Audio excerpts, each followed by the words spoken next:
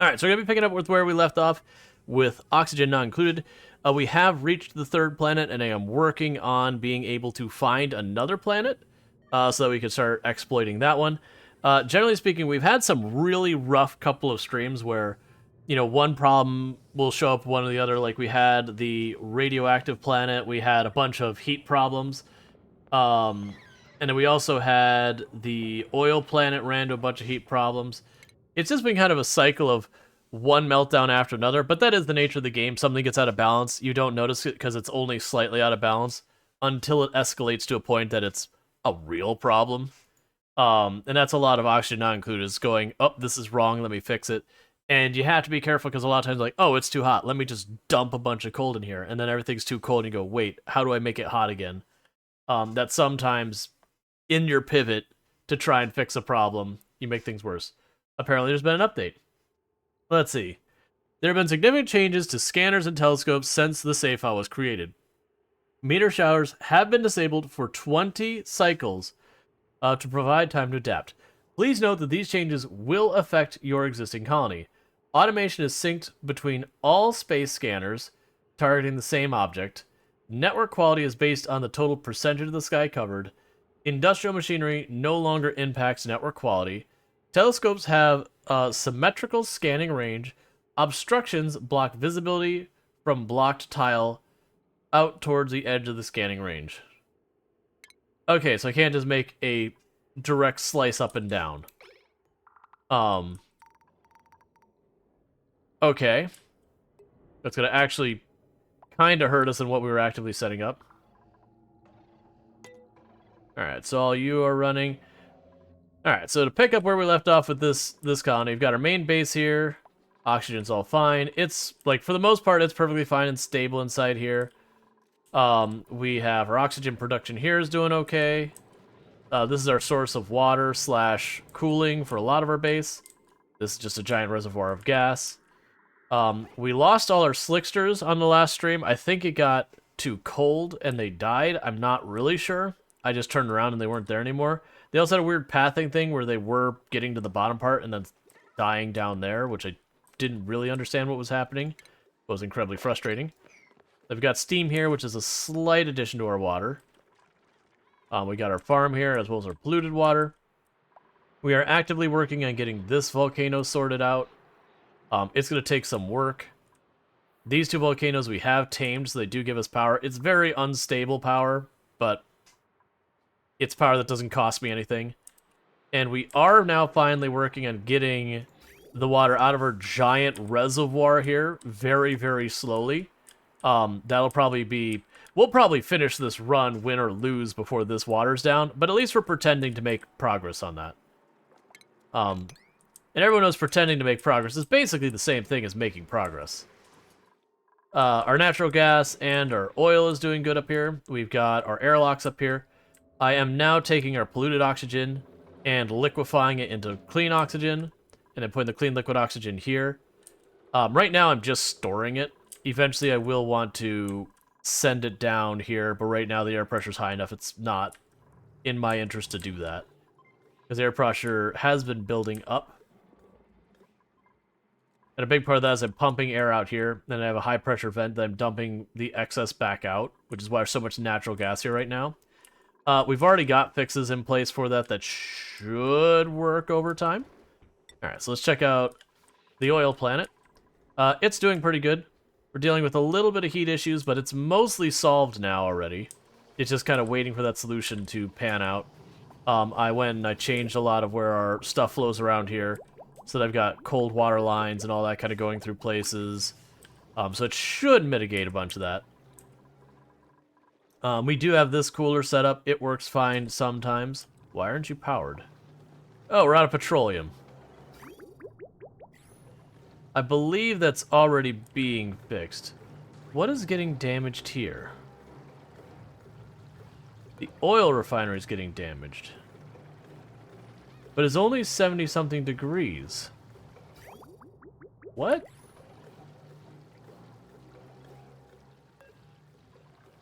I don't really understand.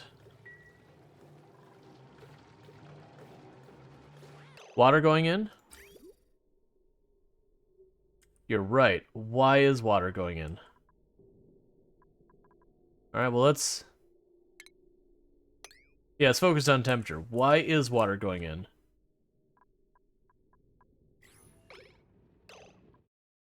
How are you getting water in this line? What? Yeah, so we've got water in this line, which should not be possible.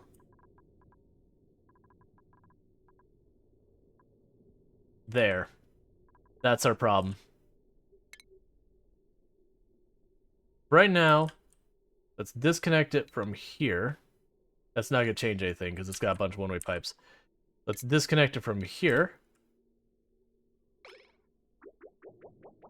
Let that water build up elsewhere in the system real fast, and then we'll cut this pipe. Yeah, so we have a bad connection here that's not supposed to be here.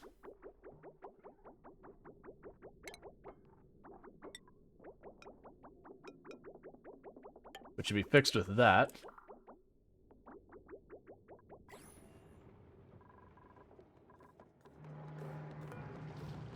Alright, so that's a problem. Yeah, so that was just when I was running this pipe to set up the next one, I accidentally crossed over and I didn't see it. There's so many problems like that you could so easily get yourself into. But anyways, other than that snafu, this is going pretty well. We started putting slicksters in here to deliberately try and breed them as a carbon sink. You cross the streams? I did cross the streams. Never cross the streams. Except for when you need to cross the streams, and definitely cross the streams. But otherwise, never do it. Except for when you have to.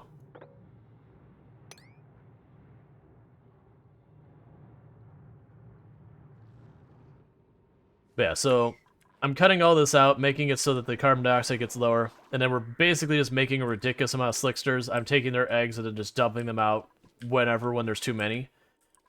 Just so they absorb all of this carbon dioxide, which is working well, because this natural gas used to be way up here, and this pressure used to be around 3 or 4K.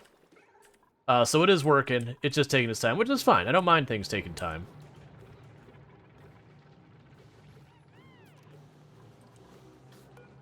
Alright, I'm going to need you to actually fix this stuff. Alright, so we got some problems here that are being worked on. So anyways, let's get on to our last one. So we had heat problems here, and we've been temporarily, like, band-aid fixing it by just making temp plates out of ice to just give a quick boost of cold when we need it. This is intended on eventually being our solution. I just came to the realization I don't have refined metal here to build out the rest of it, so it's just kind of sitting there for now. But the idea is I'm going to pull air in, cool it down, push it back out, that kind of thing. But for the time being, I can't do anything with it. Alright, and you're waiting on... Like, this one will start doing the radar thing when we have an astronomer. We don't have that yet. Because I need... Both colonies need one. So we've got that one going there. This place is doing alright anyways. We have gone and started poking the ice level. I'm not doing a whole lot with it. I'm mostly collecting the ice for my own use. Because there's lots of radiation and stuff, and I've got a lot of work to do before that problem is really dealt with. I'm probably going to actually need to get this set up to have a cargo ship, as it were, before I'm going to be able to realistically do much with this. Because until I have a cargo ship, I'm not going to be able to move stuff like plastic and steel and that back and forth, or whatever other materials I'm going to want to use. The refined gold, I'm going to end up needing all that, and we're not quite there yet. We do have, on this one, we are working on getting our satellite in order. I haven't been putting too much effort into it because I don't have anyone here who can use it yet. But we did just get the patch notes that they have changed the way this works, that now I need to clear this entire column area out, not just a little narrow spot, which is going to be a problem. Why are you getting damaged again? You're overheating again. That's right. Right, and we disabled auto repair because of that problem. And that's because we had water that got the scalding hot regolith that heated these up, and they're not really draining much heat. Here, we should open these two doors for the time being. We will restrict doors going out there. I'm going to let the atmosphere build up here so I can get that heat out of there.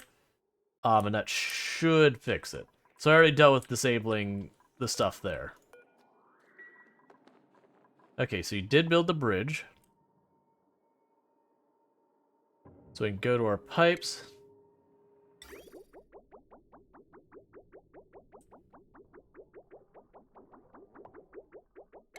Alright, so we'll cut that pipe to stop this problem. We do have water in the line, which isn't what we want, but it's what we're going to deal with. And now make it go here, and then what we want to do is go onto the pipe. And set that to a higher priority so that they pull the water out of the pipe. I just realized, I don't think you have plumbing. I think a person that had plumbing died. Alright, well what would be the best way to deal with this then? I should not have let that water out.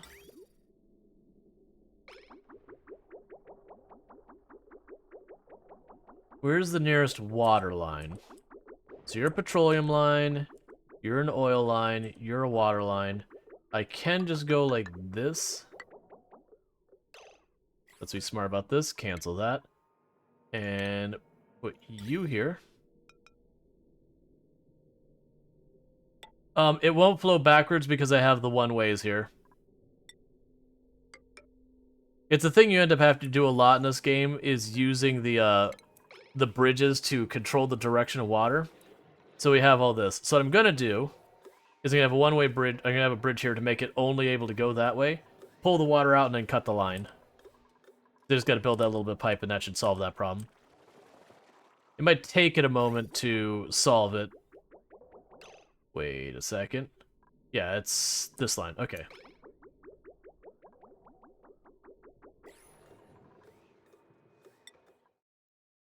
Alright. But that needs to be fixed because that power, a lot of stuff depends on... Actually, let's go back over here. We have the hamster wheels, don't we? Okay, they are already turned on. Except this one, but that still has power, so it's fine.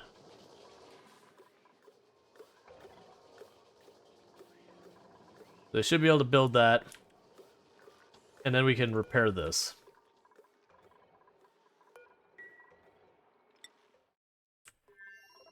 Okay. Yes, this one's just waiting until we have a researcher.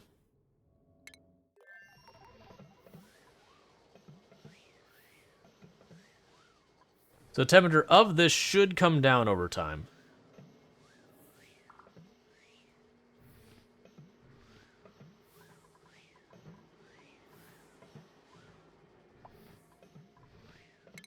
Alright, Quinn earned a point. You're my farmer, so keep farming.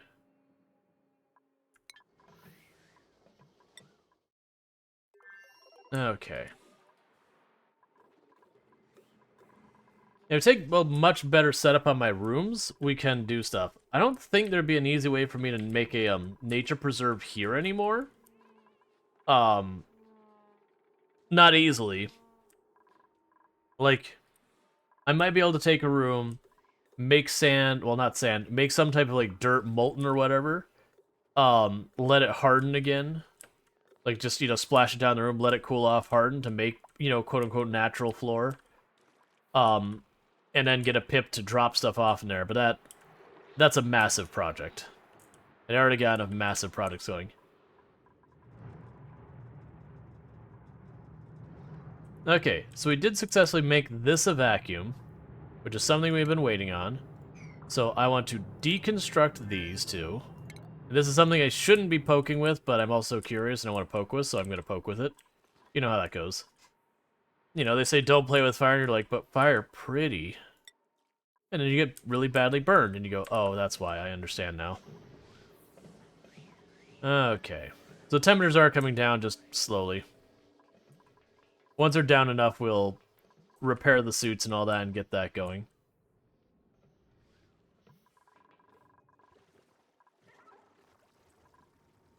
Is our water line situation fixed? Not yet, they haven't built it yet. They can reach that, right?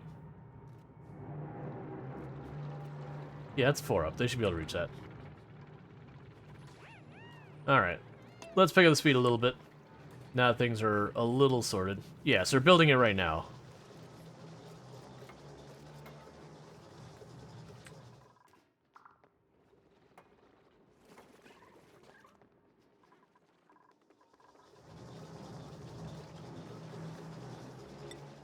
Okay.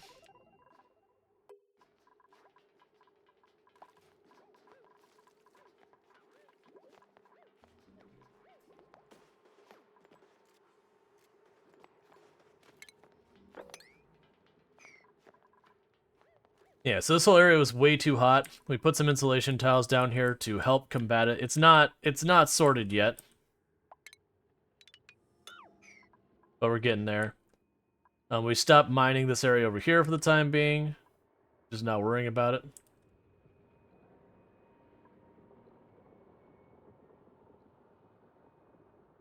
Oh, ice. There it goes. Like, what? For a moment, I was misreading it, thinking that we had solid carbon dioxide there. I'm like, oh, what now? It shouldn't be that cold over there. I mean, it is farther down. Like, we have solid carbon dioxide inside this room. But I'm not too worried about that. That is one scary thing, is if when I get over here, if I get it warm enough that that turns into gas again, the pressure is going to be astronomical. So that's going to be thinking I have to approach with real care over there.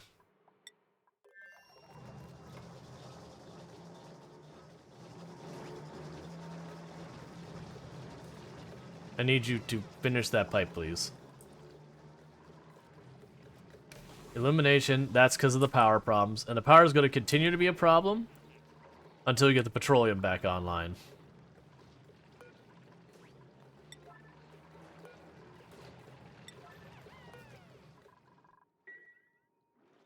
Alright, so you're all hooked up down here. You're all ready to go.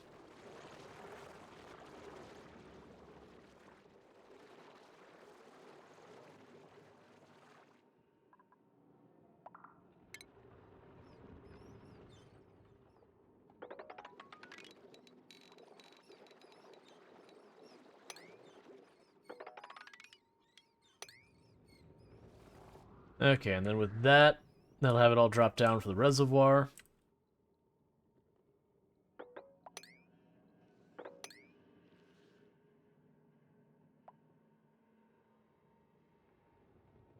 You can go over here. And mine all that out. So I'm just trying to, like, slowly go, and I'm not going to go lower than this for the time being. Because, like, there's really not much of a point. There's no more oil things down here. Like, I can get materials down here, but if I make that all level except for this spot so it's slightly deeper, then all the oil will, you know, it's sticky, so it doesn't really flow. But then all the oil from any of these geysers will ultimately make into that hole. Don't repair that, please.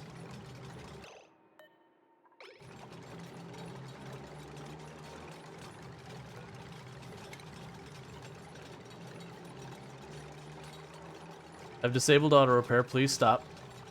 Are you actually draining it? You shouldn't be able to drain it, right? Oh, okay. I mean, you're actually just draining. I'm going to leave this pipe here if this ever happens again.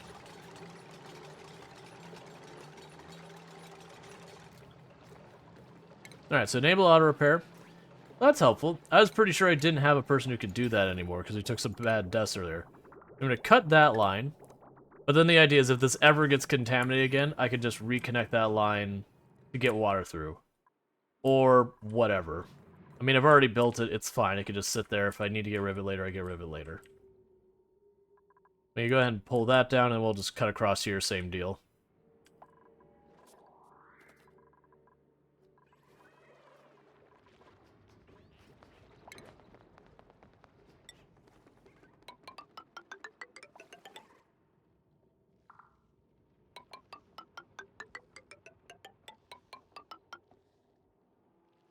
Oh, I see a problem with that. You know what? It's fine. It'll still work. It just won't be efficient not to climb down and go across. It's fine. Because I do want to be able to clear out that area down there. Alright. And how are you doing temperature-wise? You starting to get close to good? You're coming down. We could have rust or sandstone over here, or people we don't need. I'll take the rust. Because I do have a machine that uses rust and salt, and you know, at least it could get used here. You're going fine. We're just waiting on skills.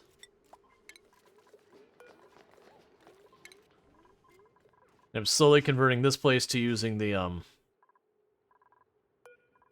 using different, whatever these are, the bristle blossoms, instead of the mealwood.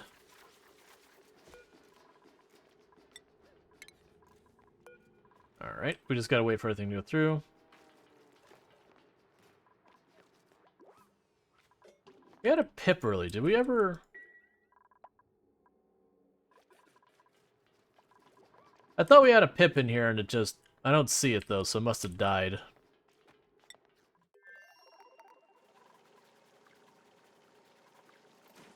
You're not getting any irrigation, so you're not getting any polluted water to speak of. Why has my polluted water completely ceased to exist?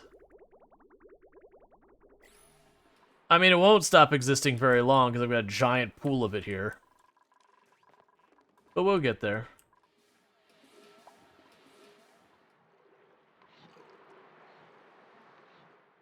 I've got 12 tons of glass in that one spot on the bottom.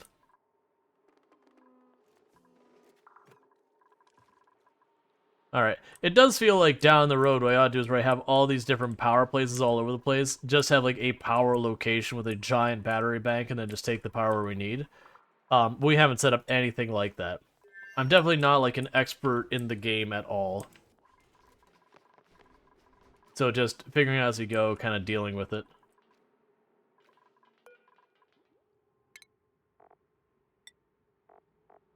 Alright, so you're a digger.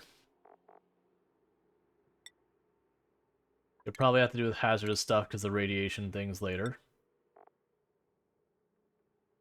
You're a digger and builder, you're fine. Who was my researcher? Oh yeah, you're the one learning researching. That's right, it's Steve. Good old Steve is our researcher.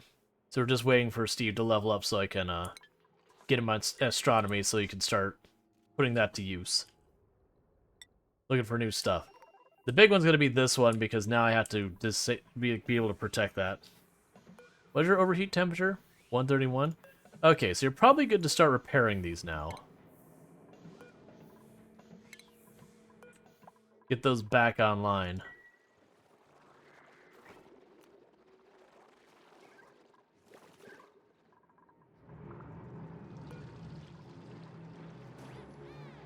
I wonder why that's not getting repaired. I didn't think we made a steel or anything, like...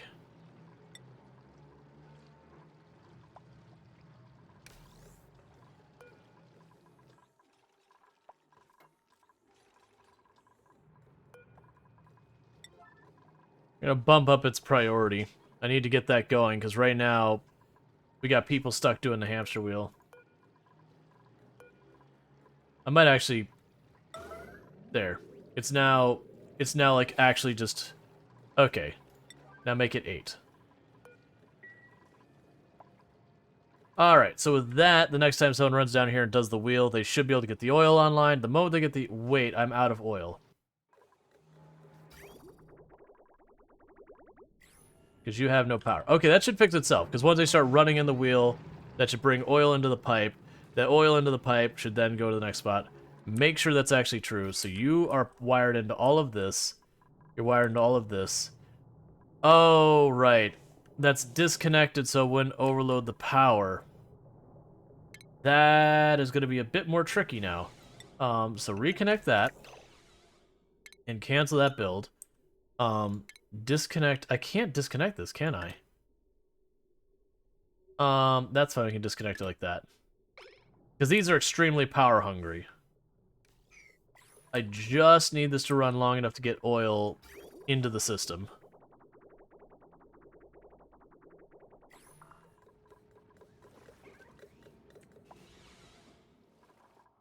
Alright, so you got the oil thing.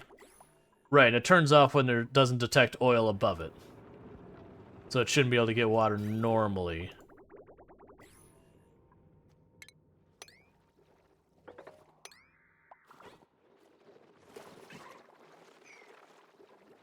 How did you... Never mind, I'm not going to ask. I was like, how did you mine that deep without getting stuck over there?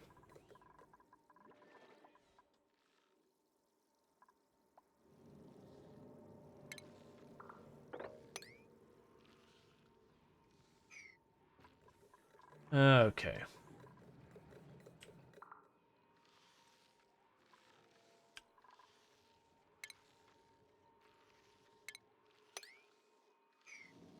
That's ethanol, which we can use to help the system.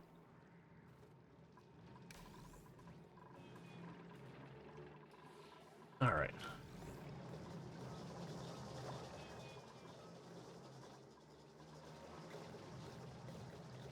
You just need a second person to be free long enough to run down here and operate this.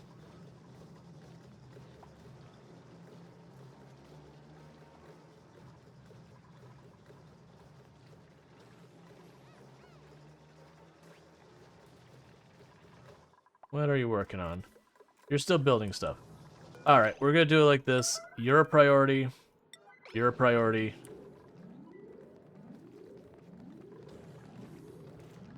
I need you to run that wheel, and I need you to make it happen. I don't need much petroleum. I just need enough to kick it over. That might be literally all it needs. So, drop that back to 8. Drop that back to 8.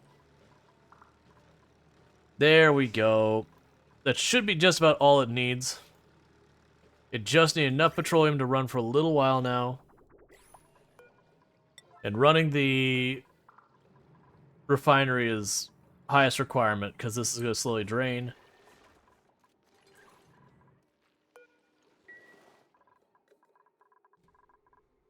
Alright, let's check the power network. So you're one whole network up here, and you're the other network. Alright, so there's nothing I'd change in this network, that's fine.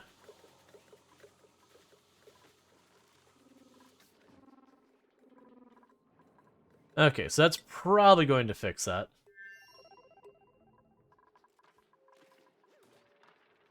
Alright. And this room's air pressure is getting astronomically high.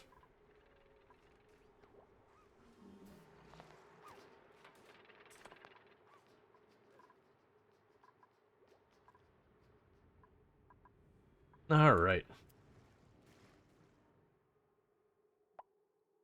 So basically my main priority right now is just trying to get these online. Oh, you're... Why are so many of you who aren't doing anything? You don't have power... Oh, because the petroleum stopped coming in, which means all my power here is starting to shut down. Because we depend on that petroleum. The good news is they did make our main air production use both petroleum and natural gas, so when one goes down, the other one can substitute in. At least in better shape on there.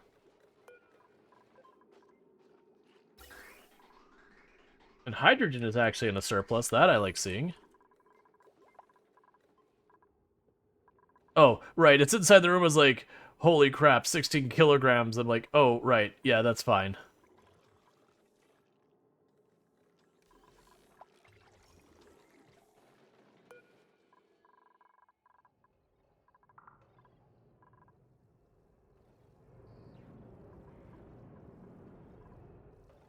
Yeah, but this just keeps running and running and running. Right, and I had taken... Didn't I take some stuff and switch over to solar? That's right. So I took all this stuff down here, and it switched over to use the solar as well. That's the reason why the hydrogen's barely doing anything now. It's basically only running when the solar goes offline to kind of help carry it through till the solar comes back online. That's fine. This means I have a bunch more hydrogen for using for other things later. Okay, so they did take this apart. We are pumping the extremely hot air out of here.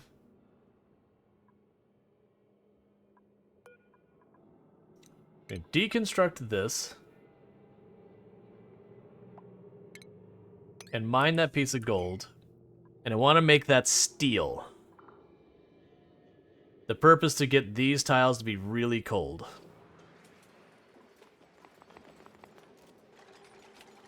When I get those tiles really cold, I should be able to come here and make that tile really cold. Then go here, and it's not here, it's under utilities, thermal plate, steel.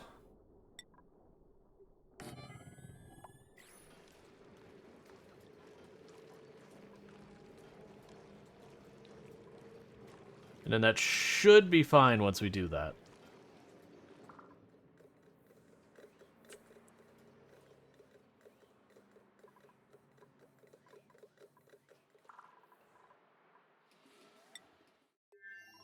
Alright, you keep complaining about power use. That's not that big concern. I have the wood burner here. It's a wood burner, and the hydrogen is supporting that. The air pressure's not too bad despite all that. Temperature's not too bad.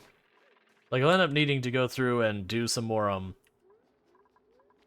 stuff to help with the pressure later. Or not the pressure, the heat later.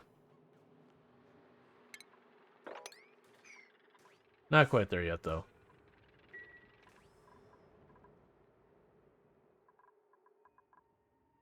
The amount of chlorine in here is getting pretty out of hand. What temperature does chlorine liquefy? Only at minus 30. So honestly, if we let the chlorine down here, it will turn into a liquid as well. That gets dangerous because it could potentially start thawing this place out. But I'm actually not that worried about that. Because we got the technology, as long as I get steel in that over here, I can make stuff that cools down that is functional within itself. Oh yeah, what is the... Right, we have solar hooked up to this as well. We just couldn't finish replacing the line to avoid it overloading just because of the lack of refined metal being available here. If I get a good cooling system, then I could potentially consider poking one of the gold volcanoes. Those will be dangerous because they are hot enough. I believe they can melt steel. So I think the plan would be to make sure... Let's actually check here. What is your temperature before you hit the melting point? 4,900. So that should work. Yeah, it'd have to be obsidian. I don't think you're 4,900. You're 4,700. Okay, so it'd have to make it an obsidian box around it. And we would want to make sure nothing is sitting down in where it's going to get that molten gold. We'd want to have it much higher up. Because with that, I could potentially do some work.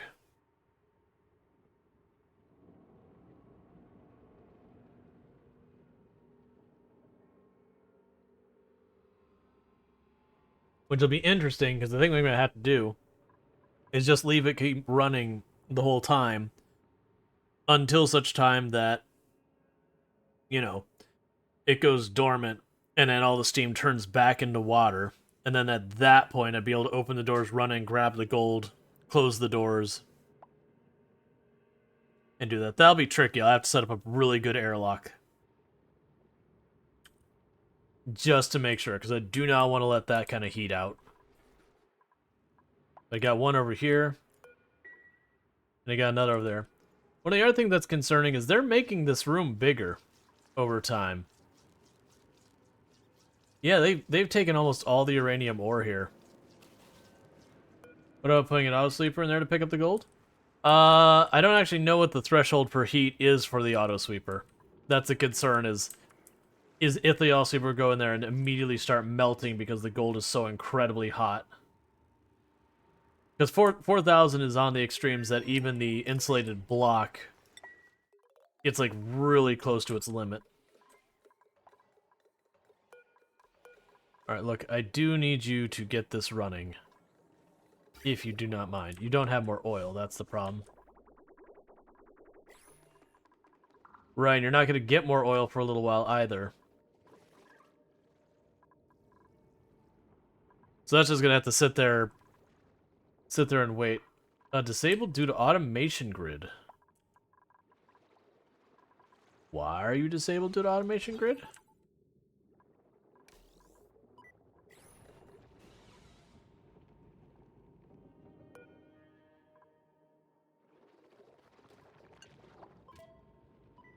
Well, that's one problem.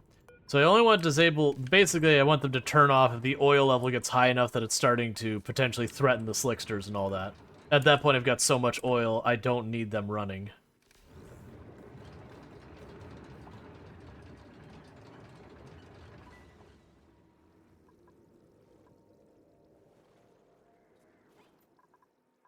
Alright, so it's going to take a while because we still just need more oil.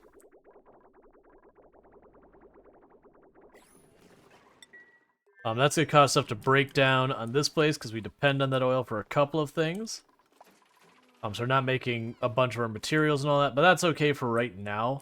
Nothing like the oxygen is still being produced because that's no longer dependent on oil exclusively.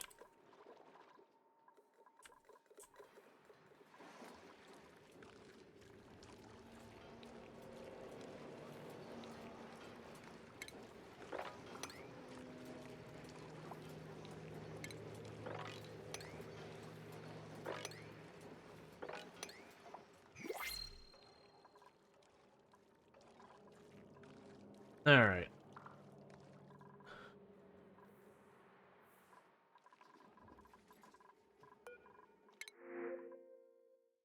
We have more rust, so we can go over here and drop it here because it can actually be used here.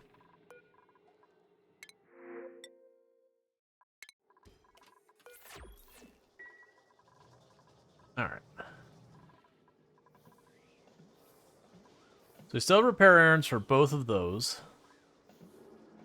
Their temperatures are coming down, so it's pretty much all right.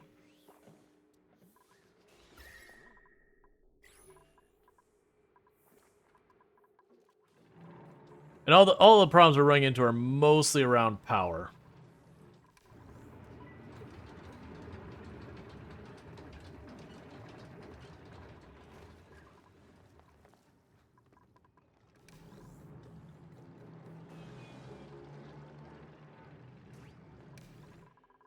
So one thing we definitely want is if we can get glass over here in enough supply. So I want to put like the meteor gun thing up top here and then have, solar power running it kind of thing. The problem is it generates a lot of heat. And on top of that, it also has, its own issues. All right.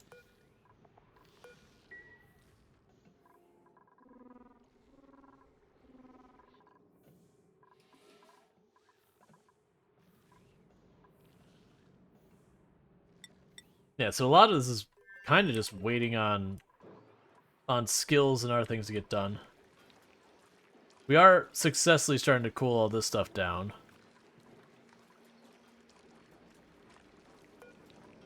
What is your melting point? That might actually become a concern.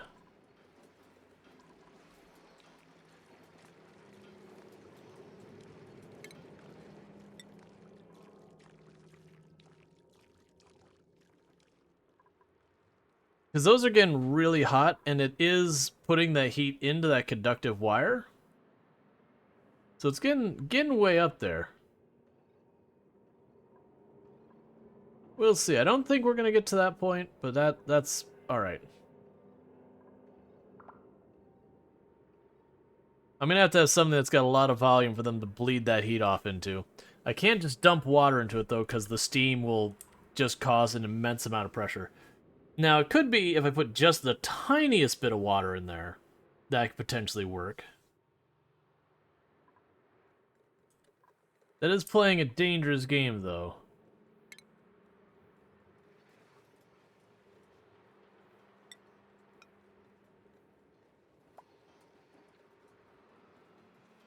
Because once I've dumped in there, there's no taking it back out. Hey, Smoker Silver, how's it going? I mean, there's not no taking it back out. It's going to be very difficult to bring it back out. In the meantime...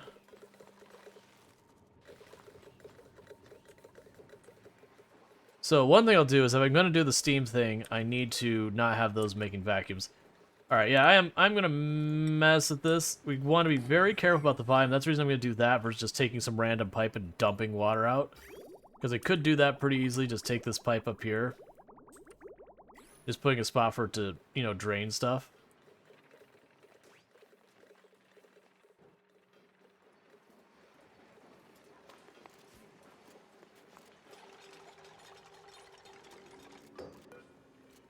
Okay.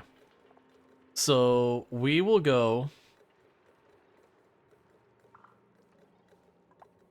What kind of water do I want to dump in here? You have regular water available there. That's fine. Let's use a little bit of regular water. It can go for a little while and not be a problem. I just need to make sure I don't put enough in here that it can, create such an incredible amount of pressure it starts breaking blocks.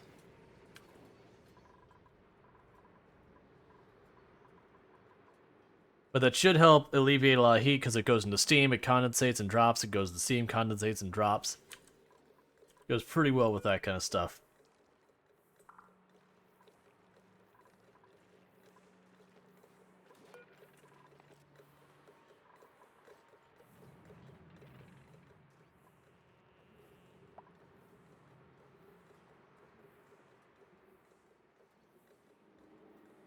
So you don't overheat till 500.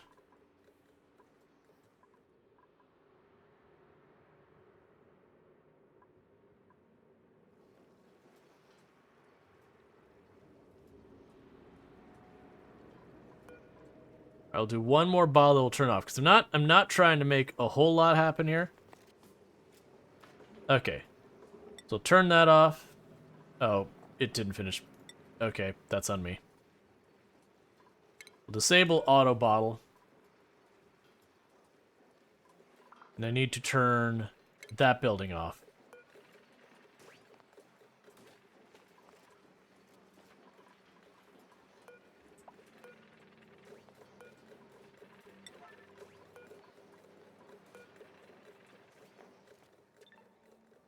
I need to do it that way it doesn't pull the steam back out. But my hope is then where we have some of these coolant wires and all that here, it'll go into steam, it'll cool off, turn to liquid, so you can ping pong back and forth.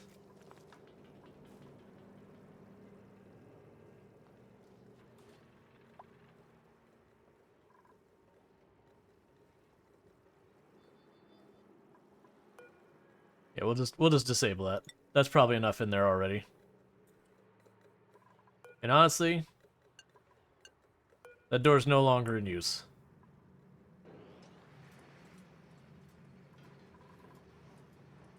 That should work out alright. Because now you're watching that temperature just fall. So it should be a self-sustaining cycle to cool off the area. Because going into that pipe, which is then being brought all the way up here to where we already have the cooling mechanism set up to keep it under control. Alright. So we're poking that which ought not be poked.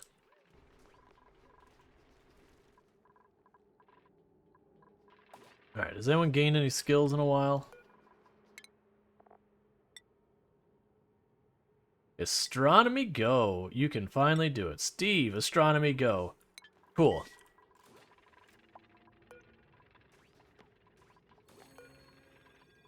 So now we can start doing the research here to look for more planets. This one's still waiting. I have to fix this nonsense down here, and they haven't repaired it. I don't really know why. I guess repairing counts as tying. Let's see.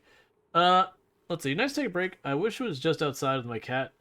I got into a fight with a big snake, and I had to break it up. Then I put the chickens into their coop to see a hawk hunting in the sky. Yeesh. Nature can be pretty metal sometimes. Oh, good. We're finally actually getting petroleum on the line again. Yeah, that's good. Yeah, so I actually have petroleum in one of the containers there. This is turning on and off finally. And we're not getting water in there. Yep. Alright, so otherwise I can just keep working at this for the time being.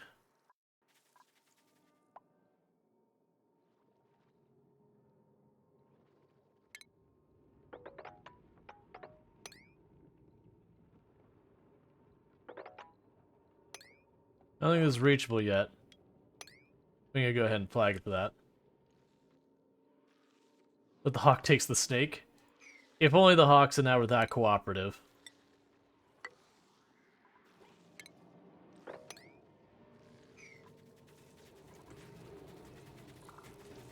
Yep, we're finally getting the hydrogen up, so that's good.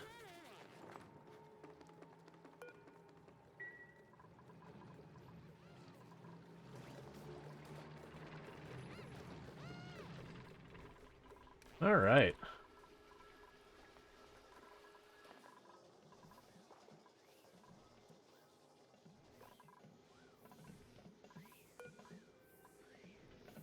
Alright, we're probably good to turn these doors back on auto. and let them re-vacuum it. Because they got those temperatures down where it's not absurdly hot anymore. So they shouldn't be breaking anymore, and as air goes in and out, it should continue to bring them down. So that'll help with that. The big thing is just getting our power sorted. Our food is still holding up okay. Why is our power still a problem? Don't you have petroleum on your line? You're just able to do the automation. And none of you have power. Your power comes from natural gas, and let me guess, we're out of natural gas. And we're out of natural gas because...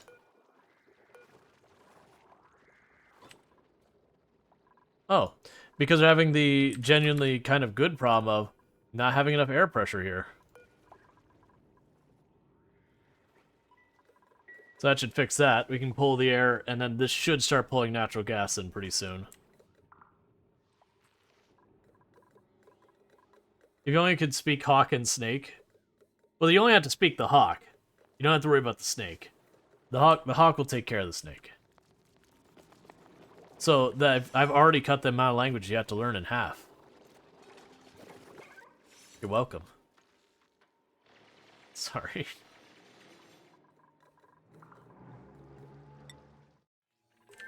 Breathability. I don't know, this all looks pretty fine. You are getting oxygen, yes? Not really. Not a whole lot, Subway. I like your logic. Alright, so we're gonna try disabling this for a little bit to allow some oxygen to get into the Okay, no more Skylines? Oh, I switch games pretty regularly. I don't typically play the same game day after day after day. Like what I'll do is I'll usually have like one game I'll play one day, one game will play a different day, then we'll go back to the first day. This is oxygen not included.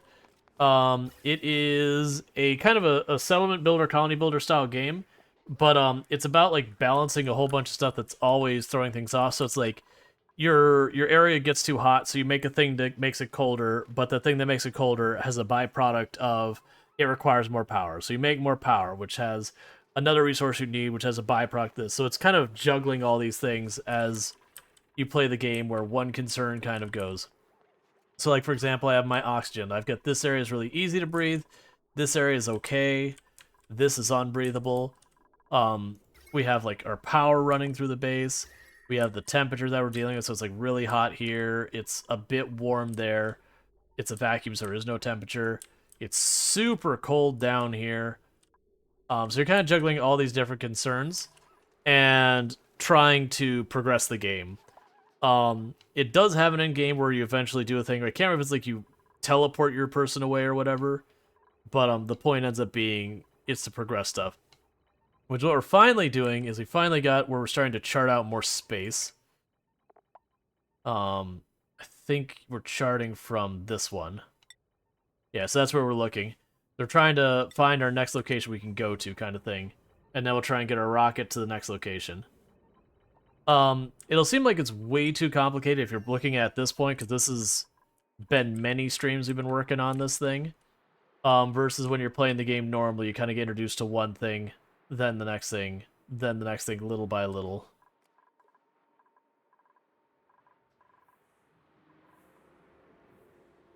Yeah, this is working out really well, this strategy.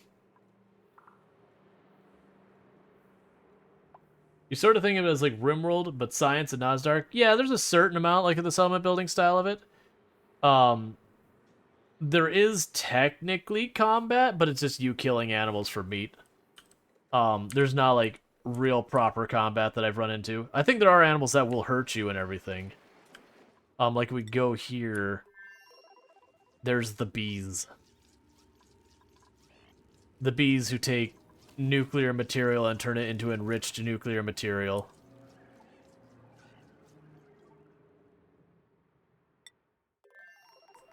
But it's a fun game.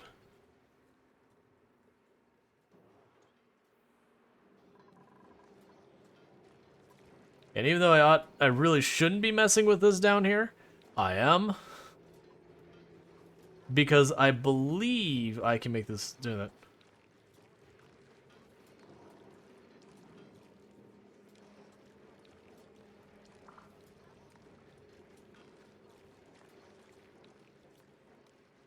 No, the bees aren't radioactive. The bees play with radiation and make it more radioactive. Their hive is really radioactive though, but the bees are fine. Like you turn on our radiation view. It's like there's a little bit of radiation here because that's uranium. The bees, I guess technically the bees. No, yeah, the bees don't have any radiation. But this hive, when it is making the uranium into enriched uranium, is heck. There you go. That pulse of just absurdly high radiation. It's probably fine.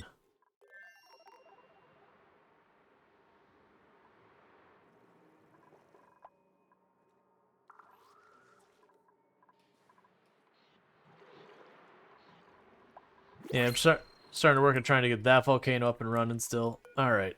Sure, I'll just take the swamp chart, it's fine. Alright.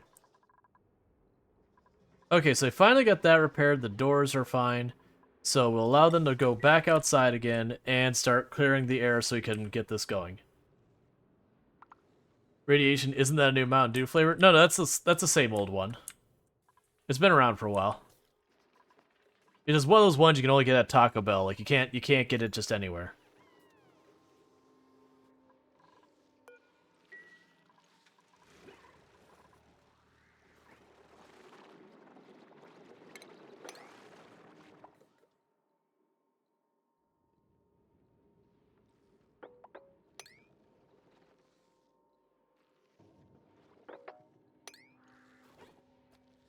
Actually, I can go like this.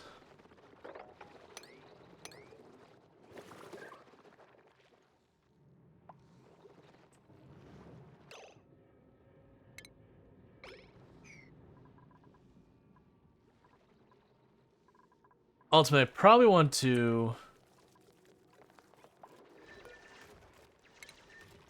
put the creature drop off down here on that platform.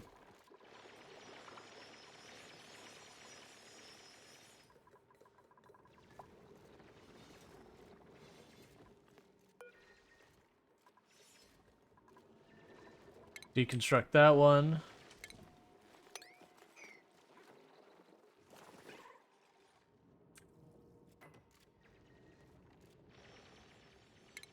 I'll end up making this ladder taller.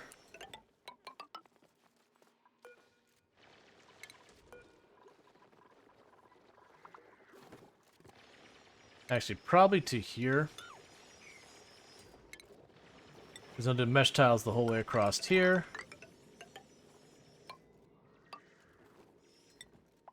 And then a ladder up to that one.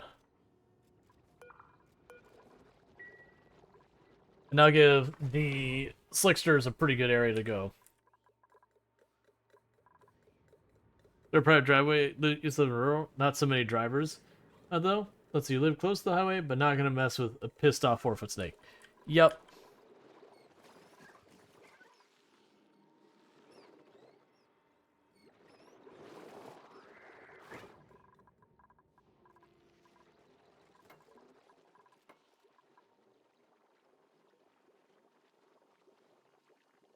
Oh, come on. As the game goes on, the saves get longer and longer as you have more and more stuff for it to deal with.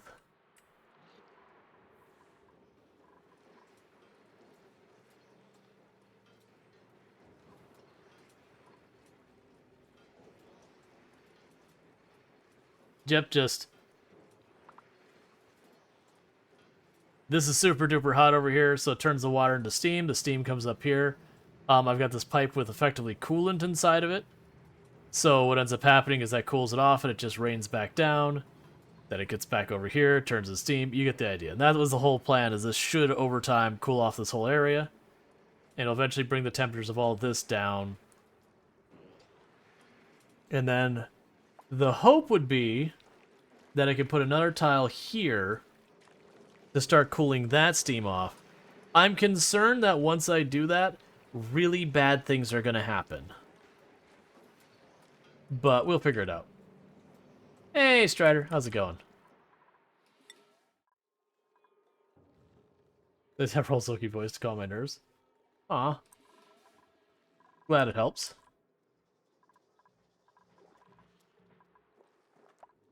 Yeah, so you don't have line of sight, and we are actively working on that.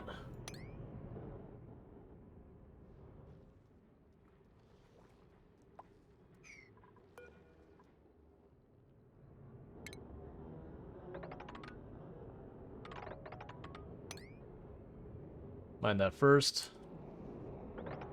Actually, you can knock out all of that.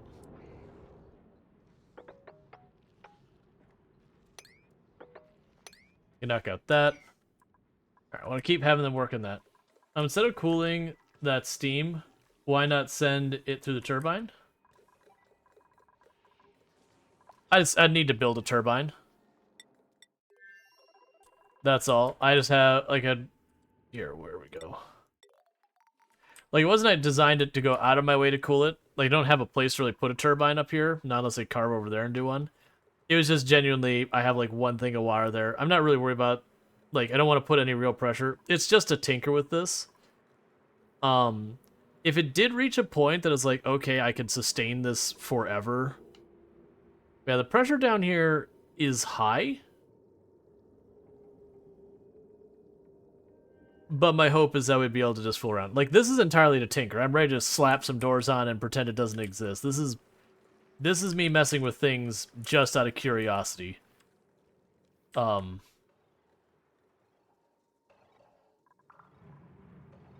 Like, if I planned for this whole thing, I could maybe do something like here and have the steam turbines up above it. But, I don't know. I've got a bunch of other projects I'm waiting to get done. So that's not one I'm, like, super focused on. How is the petroleum going? Are we stable? Are we good? No. No, we're not.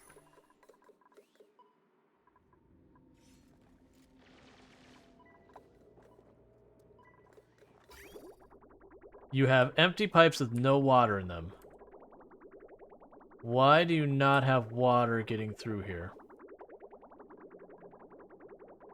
Is it this? That's it. Okay.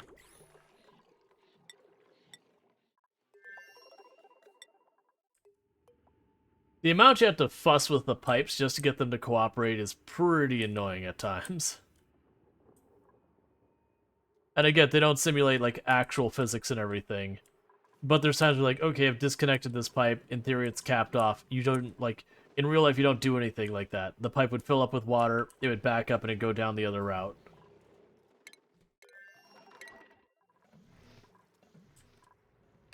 Where did water come from to even overheat that thing?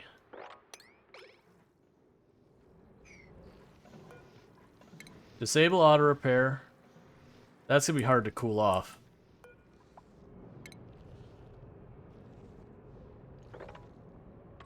Let's see. You wish there was at least an indication of bidirectional flow area as an error. Yeah, just anything that would make it discoverable to the player.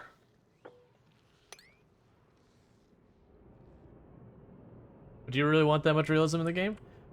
Well, it doesn't necessarily need to be that realistic. It's the fact that you run into problems where stuff just isn't working, and you have to be like, why? And you have to kind of like logic out what is... It's not real physics, what's wrong with the not real physics. Where did that water come from? Was there like a... No, there wasn't a pocket of water up here I can think of.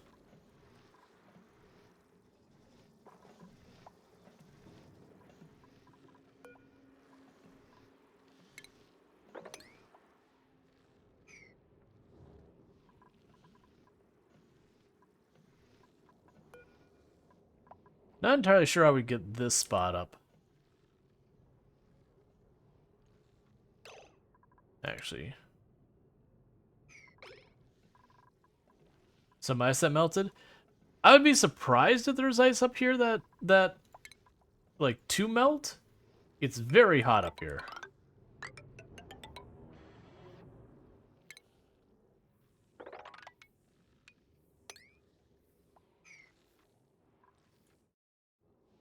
Right, they're still working on that spot. They're still working on this down here. We haven't had the cooling on for a while, but it's doing okay without the cooling so far. We definitely want to get that back on. There's ice to the right of it.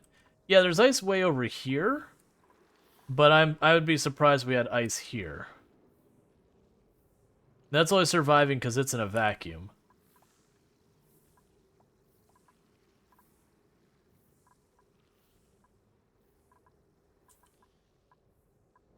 Either way, whatever it is, we'll clean it up. We'll repair the telescope. So there was a as game, but I always end up just killing the people. Not that I'm trying to. Yeah, no, it's learning the things. The temperature is the one that sneaks up on people the most. That things start getting hotter and hotter, and it ends up killing your crops and that kind of stuff. And then, you know, people starving, whatever. Or you just deal with the dupes being dumb and then trapping themselves and suffocating.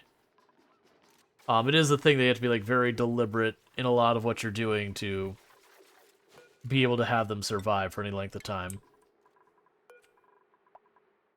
But like its temperature very much sneaks up on you. We've had it quite a few times. Wasn't? Yeah, I guess it is. It is Father's Day. I thought yesterday was Father's Day because that's when I did stuff with my folks.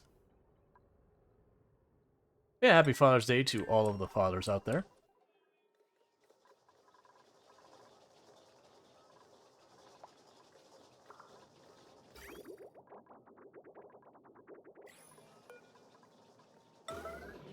Please, for the love of everything, get the petroleum going.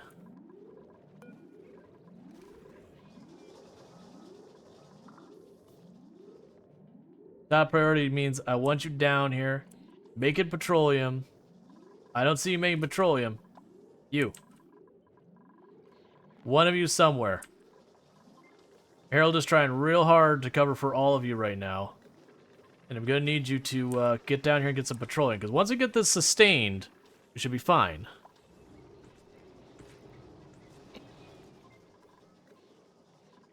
Did we get enough petroleum through there to... Yes. So, 9. 7.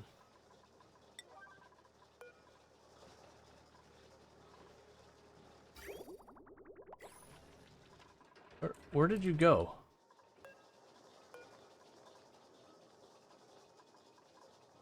Alright, I'll put it back up here. I need them making petroleum so that the generator actually runs. Once they get the generator actually running for any length of time, we'll be in good order.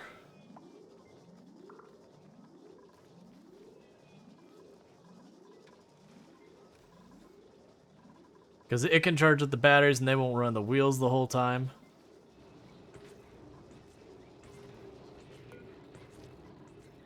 Okay. So you let that go for a minute. Then we'll set it to 9.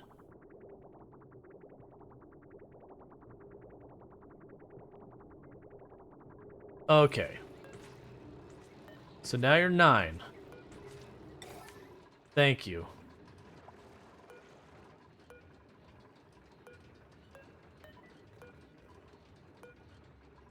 Alright, because with that, we start producing all the oil, and with all the oil, we can make more petroleum, which means we can power the system, and it should be good. Because that is definitely more than enough to make a system that is effectively self-sustaining. Also build that.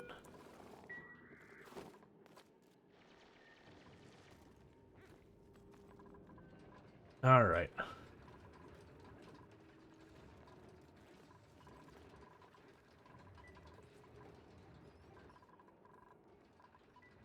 We are starting to get natural gas into the system, which is also good. Natural gas is going to start pushing its way up here, but I think we're okay with that with the 2 different pumps running. What should start happening pretty soon is you start seeing more and more natural gas get into this line and get these other generators back online and start stabilizing stuff in this part. But I also need that petroleum producing, because once you get the petroleum producing enough, then it can then go to their location and be fine. You're running into power problems because the natural gas is still offline. Lovely.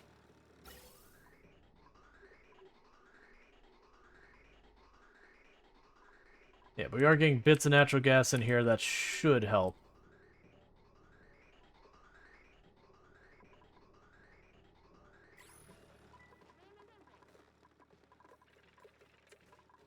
We currently have our cooling system disabled. I want to get that back online, but I'm going to wait till we have petroleum enough that I know it can run for a while. Meanwhile, we turned off the vent down here. How's the air? The air's still perfectly fine on the bottom, a little thin on the top. But it does mean we are getting air inside our closure here. It means we are finally starting to map out more space. Looks like I got a bunch of stuff out here. Yeah, so we should be able to find those. That object definitely, that object definitely. So you go 4 tiles. So 1, 2, 3, 4. So yeah, we should be able to get that, that. This one will be out of range. That'll be out of range.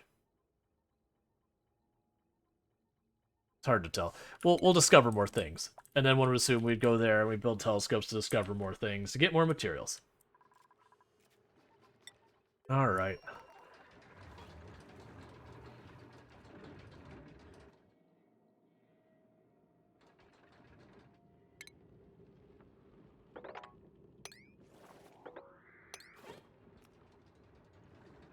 So we can do that. We'd be able to remove all of this. Here to that. Here to that.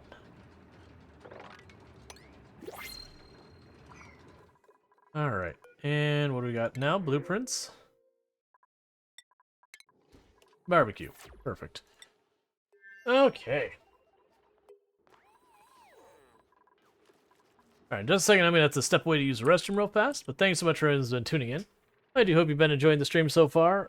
We have had a little bit of a slow going on. This part of the thing I think is also kind of working against as many people tuning in for Oxygen not included. We're at a stage in the game where it's kind of you set stuff up and you have to kind of wait for it to actually happen. So there's not as much happening as fast.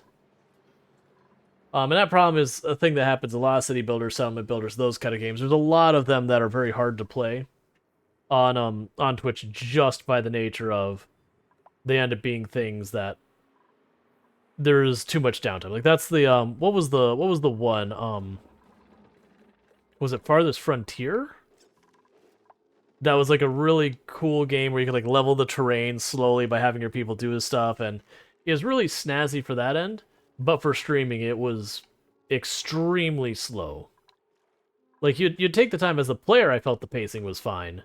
But for watching, it's like, okay, you're watching like the ground slowly get balanced. It's like, all right, it's not exactly winning anyone over.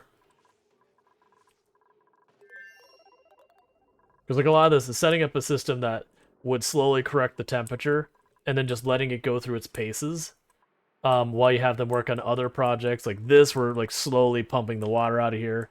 Like this will resolve itself, but it's just going to take forever. It's not like Factorio where I can really just go, okay, build more, build more, build more, build more. Some of the materials are very difficult to come by. Alright, so we want molten slicksters. Slicksters. And we'll also say the long hair slicksters, even though they'll just die out here. Because the point is to get them out of this room. Because like while they're too crowded, then that's an issue. As you can see, we've wrangled this other one to move it on to the next place. Alright, now bear with me, chat, because I need to use the restroom real fast, and I'll be right back.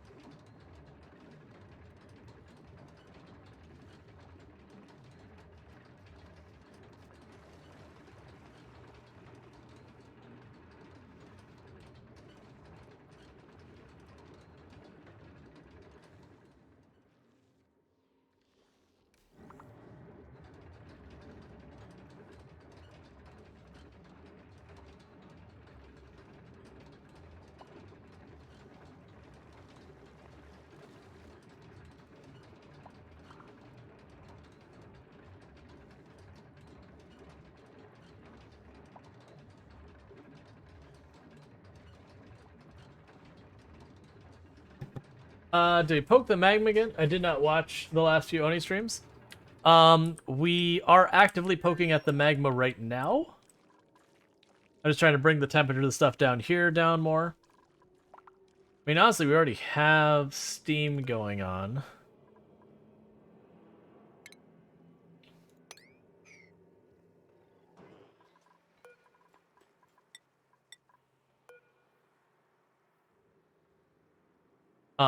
Because we can put a steel panel there and see if this dooms us or not.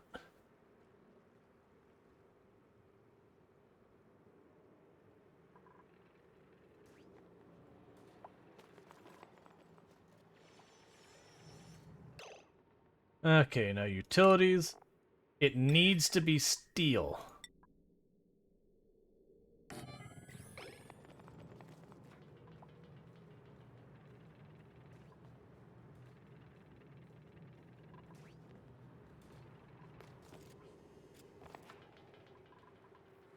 No, close this door.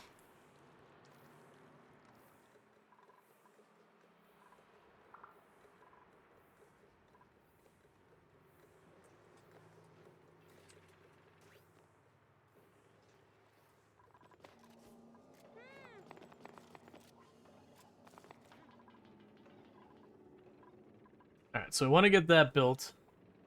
And that'll either do horrific, horrible things that we really don't want to do, or it'll be fine. One or the other. Because that should start cooling off the steam here. I told you a few days ago when you played Novalands that I wanted to play, but was late. I played it and finished it already. Definitely gonna buy it. Like it all. Oh, absolutely.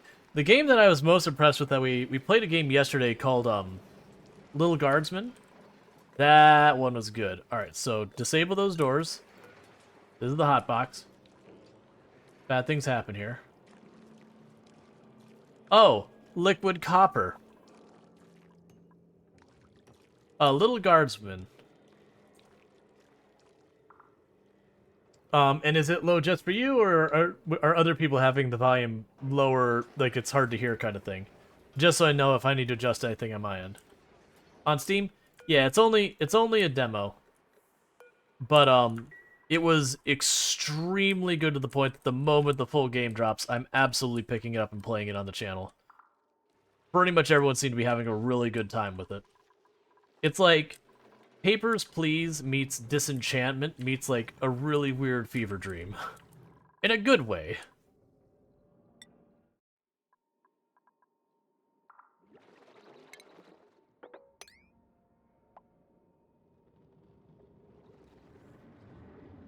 If we don't count the audio bug. Yeah, but that, like, to me that's not a bug. I don't see a reality that that bug survives into the full release of the game. Like, there's having failures, and then there's having something like that as a failure.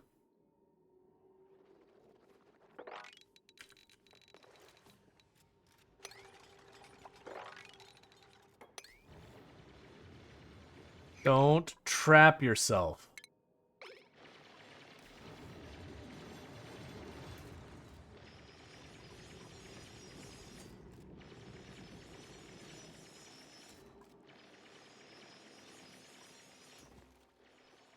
Dupes can never be trusted.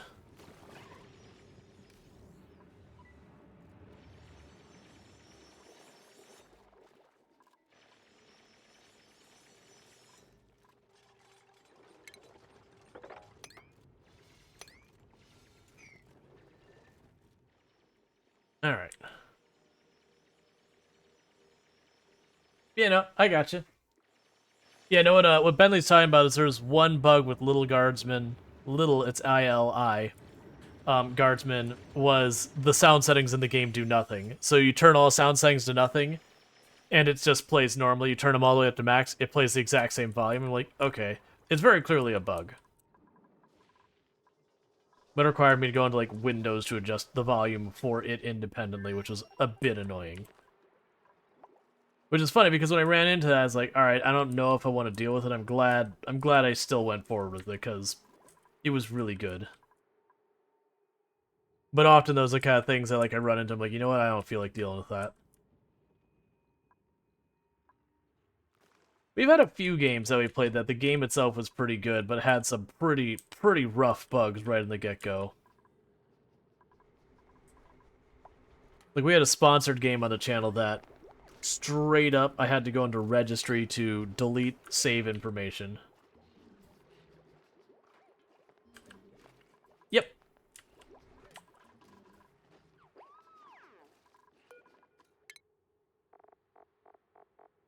Alright, so you got 2 skill points. Give you 2 points in supplying, because everyone can use supplying. Like, supplying and operating are kind of one of those ones, if you don't know what else to give someone, both of those are always good skills to have.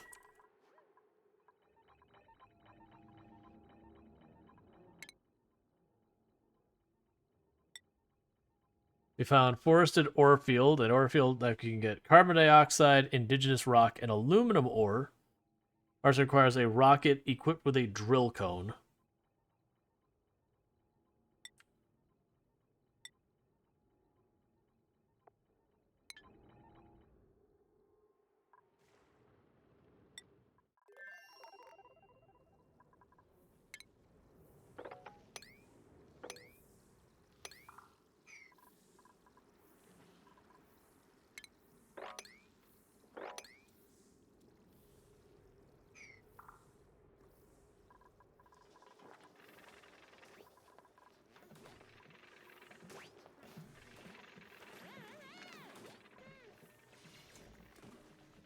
Okay.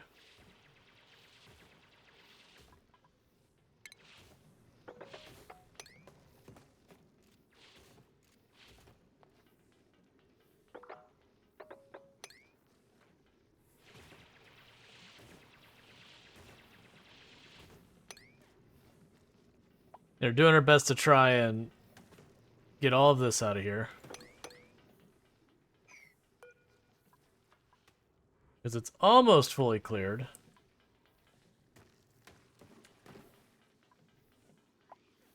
Yep, just a 1 block and then that's good. But the problem is it's overheated.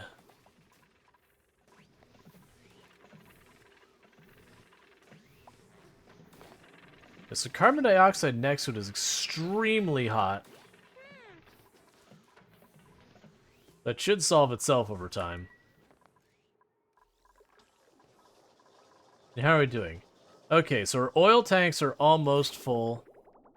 And we don't have petroleum again. Why are you not doing the petroleum? I need someone who's like just committed to operating. What skill sets do I even have on this location? Someone needs to be operating here. So priorities... Combusto. Who do we have operating? Oh, you need to keep farming. So you're literally max and operating. Right. I know what's going on. I need to get them setting up on this again, and then shut that thing down. Like, shut this down once we get this up and running, so that instead of running in the circle, like running in this wheel, that our operating person goes to the oil refinery.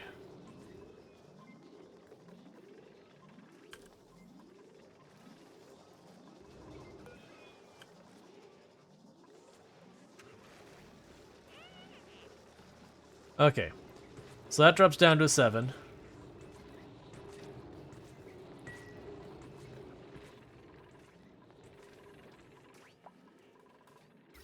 Check our power grids. Do I have okay, so we got natural gas in the line. So we can turn that building off. We can turn this building off.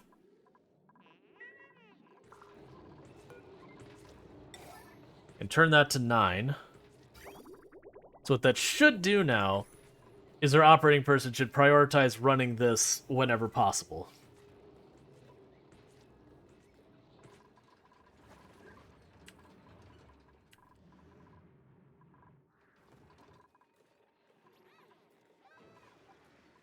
Alright. Who's trapped and why and how? Okay, I see.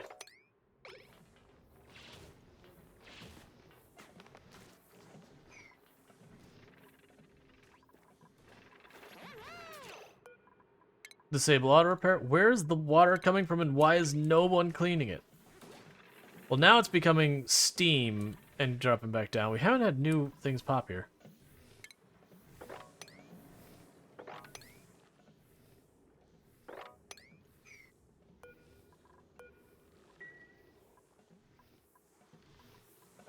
Really annoying, though. What it does mean is we have to do the thing where we open these doors again to let the space have air go through it to cool it off. Meanwhile, how is this corner going down here where we poke stuff?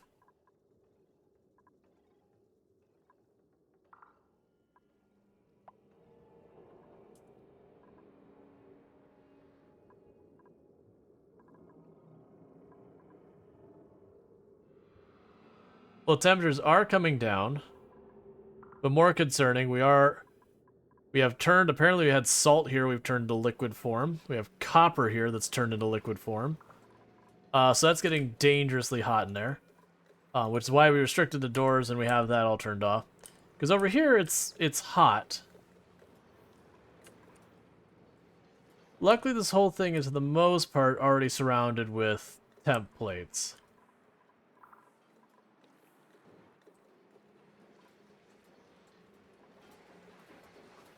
I actually got a decent amount of air in there. That's a bummer.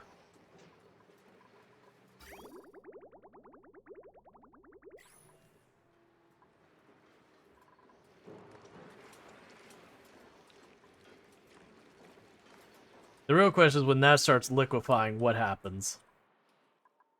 Because that's the part I'm concerned about getting bad real fast.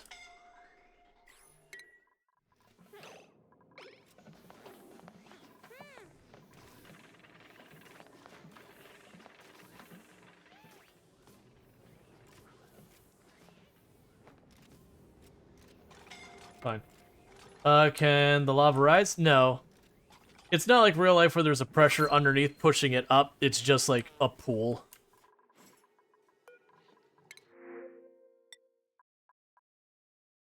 So iron, I want over here.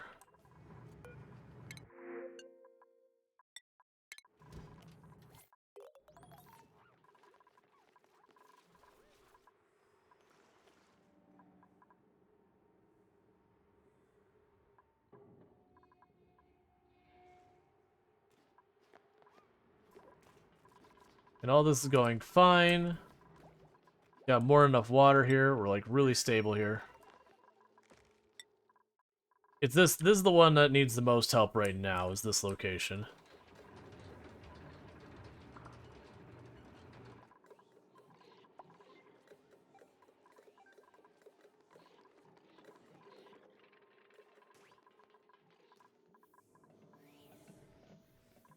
I really wish it'd swim in the water. Playing Little Garden now, it's like Papers, Please, right? Just finished a tour. Yeah, it's sort of like Papers, Please, but really silly, fantasy, and all that stuff. I could say more, but it would spoil things. So it's one of those things that, like, it is an amazing game. They just kind of have to, like, see where it goes.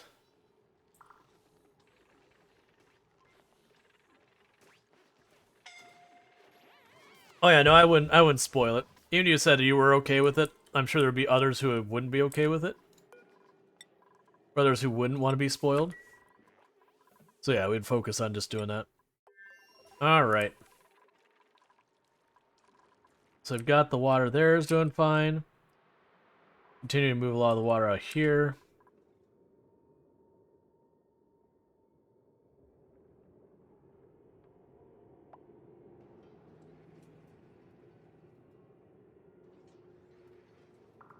Yeah, the temperatures of these should go down over time, very slowly. As long as this is, like, not getting out of control in the temperature, then we're fine. Like, this room is ridiculously hot. This is fine right here, right now. That room's been kind of this warm forever because it's steam geyser.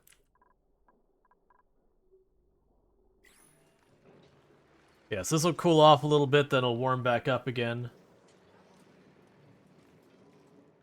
It's just the curiosity of how much I can get that to move.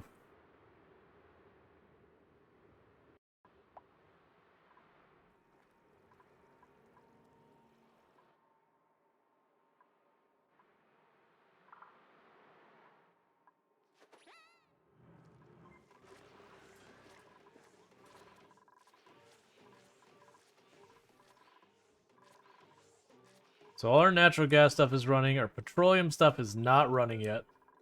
Our natural gas supply is getting dangerously low, though, if I'm not mistaken.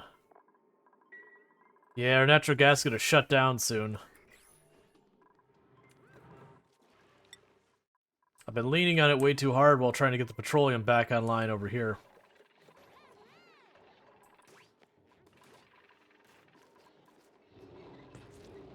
The good news is they are producing now, so it is just a matter of time before we start getting the natural gas going back over to the petroleum going back over to our location.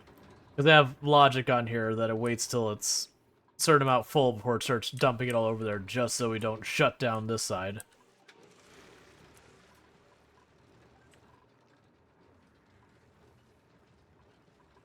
Gonna need to reconnect this soon. We're gonna start having major overheating problems.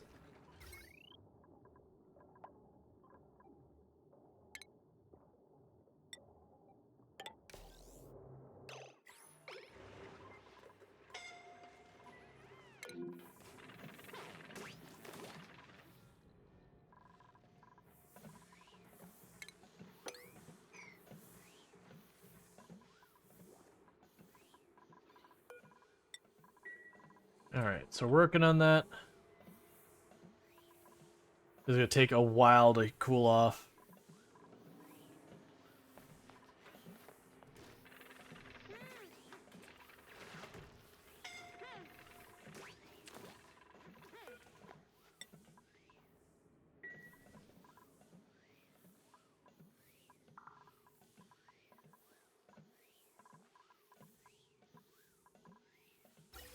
Why is the pipe empty? Oh, we're getting the pressure down enough it's turning off. Yeah, because you're dormant. Okay.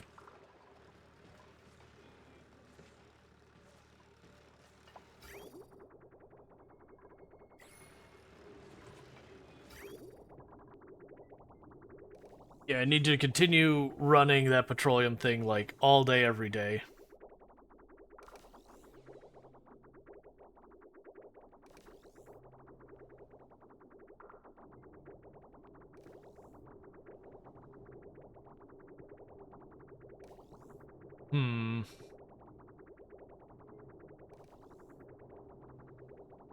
So it's kind of using the petroleum as fast as I give it to it. Just about that fast. Because of trying to catch up. I mean, the cooling, when it gets back down under control, then it would be low enough that it wouldn't run constantly, but right now it's got to run constantly just to operate.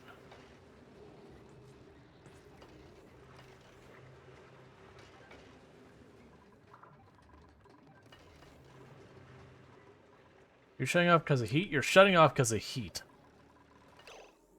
Alright, we're just... Well, and that's a catch-22, too, is I need this to run to cool the air off, but I need this to be cooled off so I continue to run. You know what? You give it a little bit more mercy. Do you start overheating at what temperature?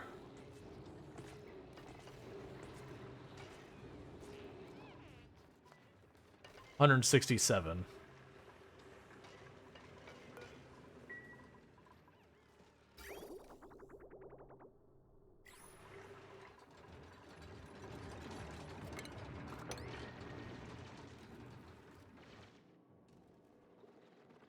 Alright, Heather, just take it apart everything we can.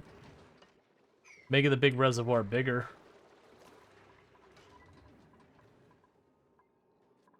I'm gonna probably need to make a person who is literally dedicated just to operating for that.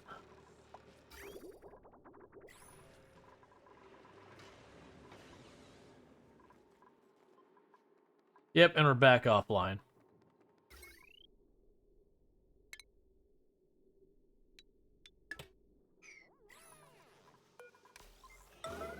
So I'll need them to prioritize doing this again to get back on. So that's the issue right now, is the heat is catching up to the point that I can't keep the oil refinery running, and I can't keep the oil refinery continuing to run the cooling system because it's overheating. And so I've got to, well, it's not actually overheating, it's getting to the point where it's, what are you doing? You're just walking the door, stepping here, and then walking back. Why? What are you doing? You keep opening the door and then turning around and going back.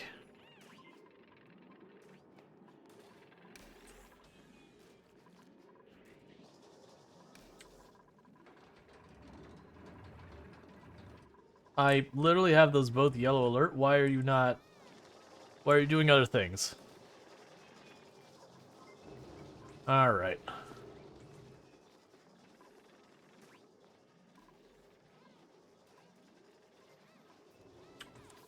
If we were getting more hydrogen, that would also be an option. But we haven't really been doing that. Like, this is running, but it's barely enough hydrogen to do anything meaningful. Alright, so this is dropping back to down to priority 7.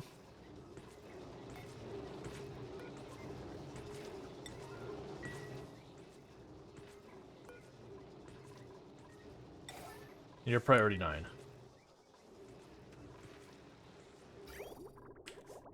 Okay, because I gotta keep that stuff running.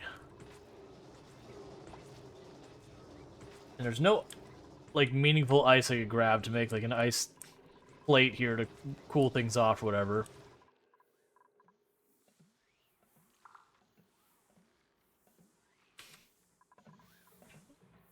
Yeah, it's so hot up there. 183. It's gonna take forever to bring that temperature back down.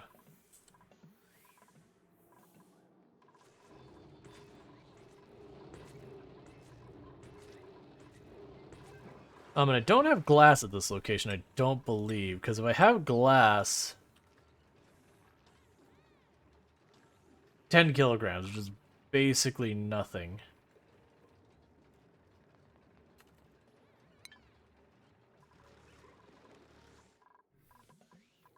Like, this thing's already dangerous enough where I could get hit by meteors and all that.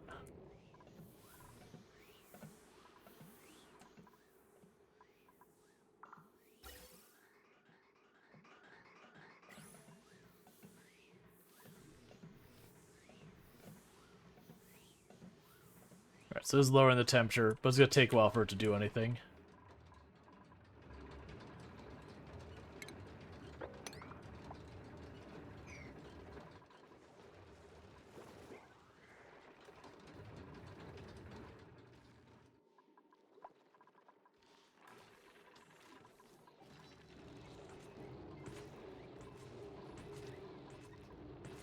I've got to get more power involved in this. Don't have enough natural gas to switch over to natural gas. I don't have enough hydrogen to switch over to hydrogen. Petroleum was sustaining, but this cooling system is becoming a problem. Ideally, I'd like to get solar, but to do solar realistically, I gotta get the thing where I can destroy meteors coming in. Because right now, this telescope is just begging to be destroyed. But I figured, like, you know, acceptable danger. Once I survey the area, I don't really care.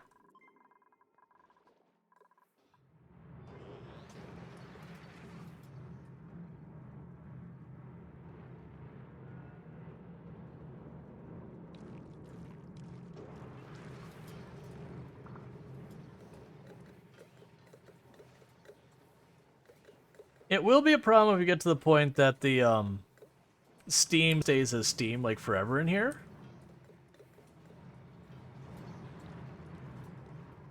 I don't think we're anywhere near that issue, but... It's a shame I don't have a place for a steam power plant up here.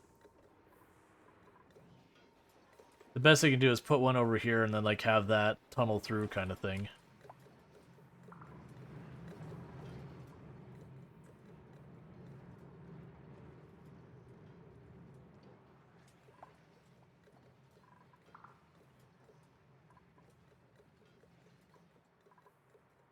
I wonder if that's going to be a source of heat bleeding through is this plate. There's momentary pockets of cold when it switches over to steam back into water. That's gonna take forever to do anything. I probably made a mistake poking that down there, but you know. There's only one way to find out, that's to tinker and mess with it.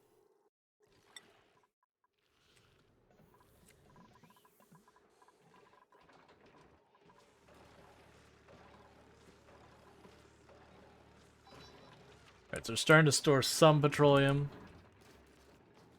I'm just going to try and keep it running as long as we can before this starts shutting off because of the heat problem again.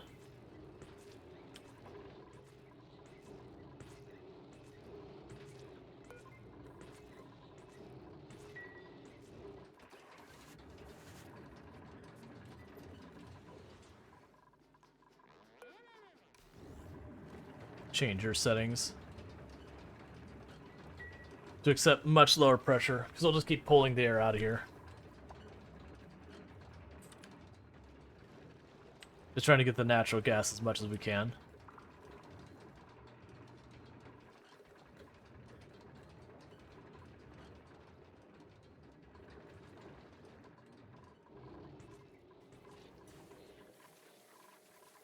Yeah, body temperature of those is going the wrong direction now. That's a big thing, is I'm letting a lot of heat in through this area. Because I'm pulling the air out of here and pumping it back in here, so it's heating up the air in that room.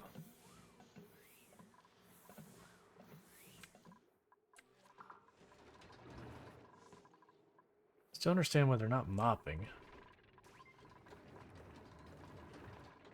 They'll get to it once we start getting these platforms done and whatnot.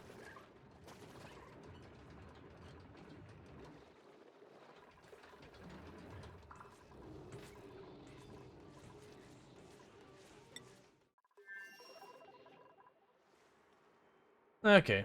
We really don't have anything big going on here other than we're scanning. Because they don't have the refined metal to finish this kind of thing. Because remember, the thing I was missing here was I need the steam generator to deal with it. Oh, you mopped a tile. Cool.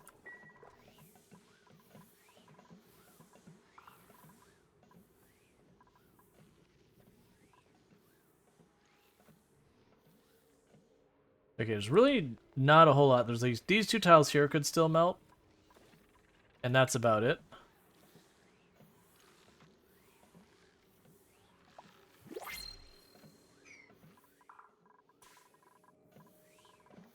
What we can do is we'll put one tile here. It's not going to help, I think. It's going to melt from up... Actually. Yeah, put one tile there and then cut that. That way if it melts, it pools up there, and that should be fine. Hatchling eggs... Sure, why not?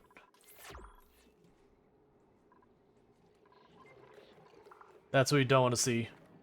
Body temperature here getting too high. I need this cooling system back online.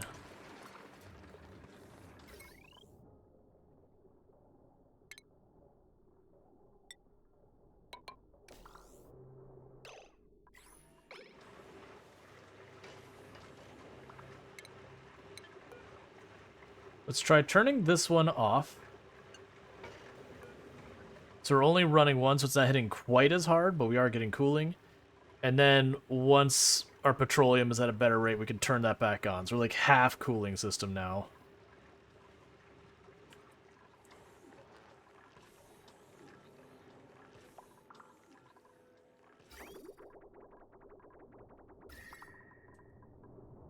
That's the whole point, is this line is supposed to be cold petroleum going through it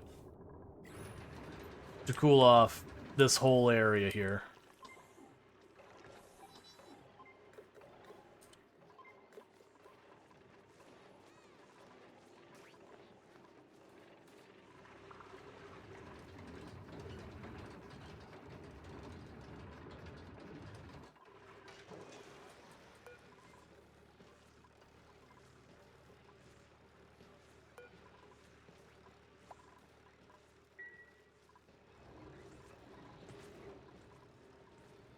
So hopefully that starts improving things. So we are bringing the temperature, because that was getting to be about 90 degrees Fahrenheit. Yeah, you can see a little bit pools of there that are 90.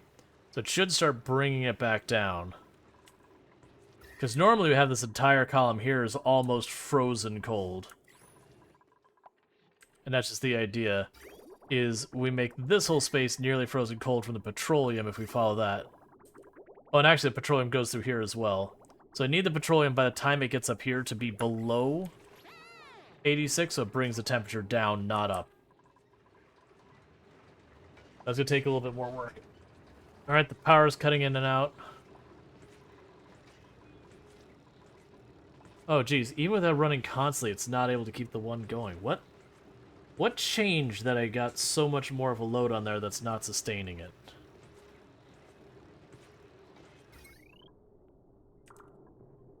They disconnected that into its own hour. They're out for real? Yeah. Yep. It's wonderful.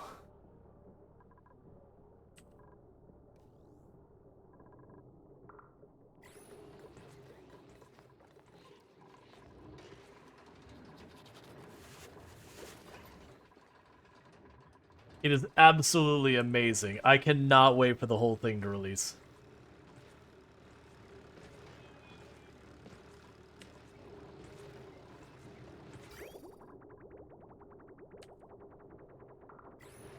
Even just the one of these is straining what our power can do.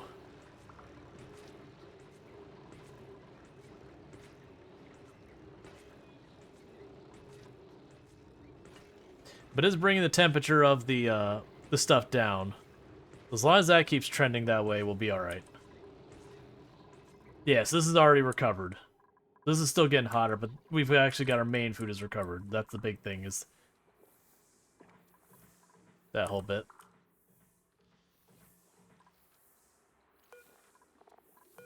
Here's gonna be a bit.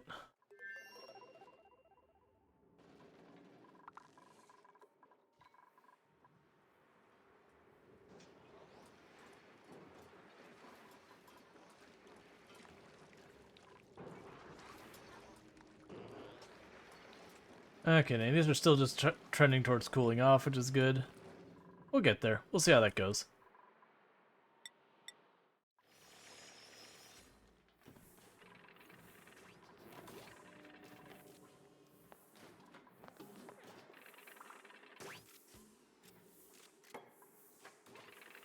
Okay. So that should at least help the water not cool up in here. It'll drop down here, collect there most of the time.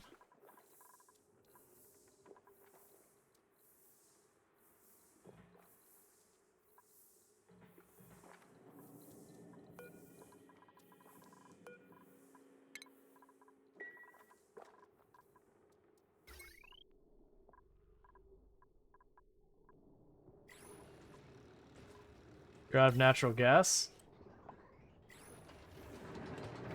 The door is taking overheat damage? I'm going to be honest, I was not expecting that to be a door problem I'd have to run into. It makes sense. It's just not something that crossed my mind that I'd have to worry about a door overheating. I'm guessing you're made out of lead?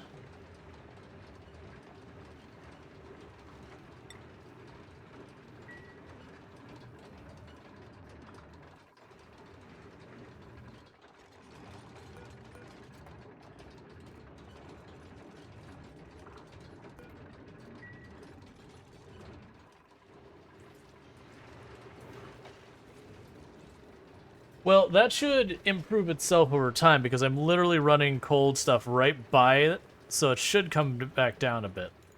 Unless these are producing... I mean, that produces quite a bit of heat, actually.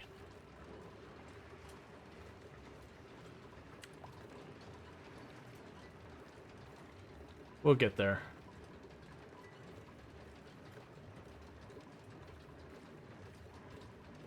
That sensor's too high now. I need that sensor to be around this height.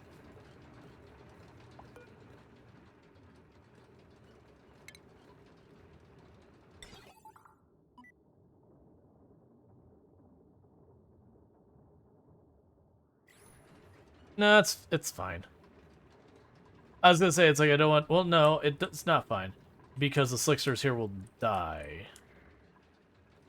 Nah, it's fine. If it becomes a problem, we deal with it when it becomes a problem. We'll fix it later. It was it?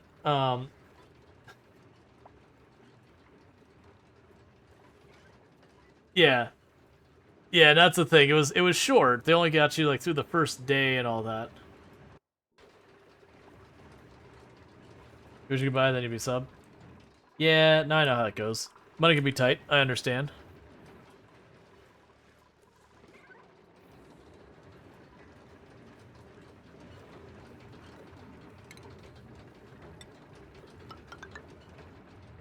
Let's replace all these, so when I use them, they'll just dump the stuff down there.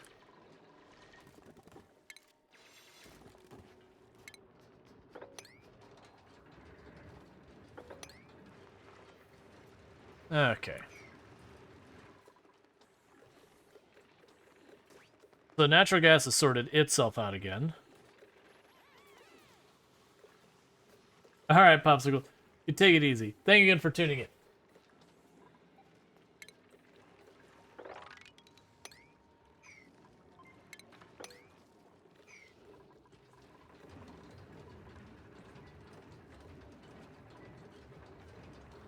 Okay.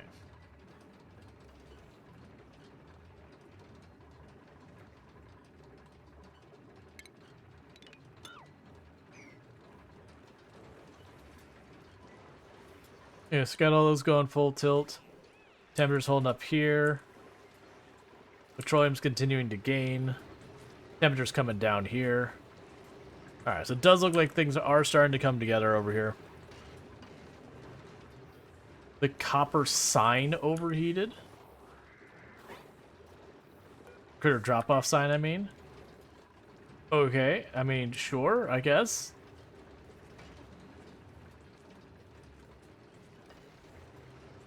Which is interesting because the temperature is coming down around here. It's taking its sweet time, and it's because I'm pumping all the material through here. This is all radiant over here to bring the temperature down even more. It just, I need to get the power more sustained. It's just surprising. Like I get this not being enough.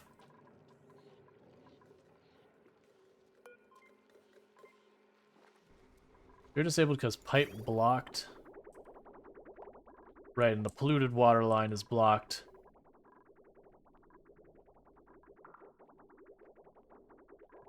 Interesting that it's fine.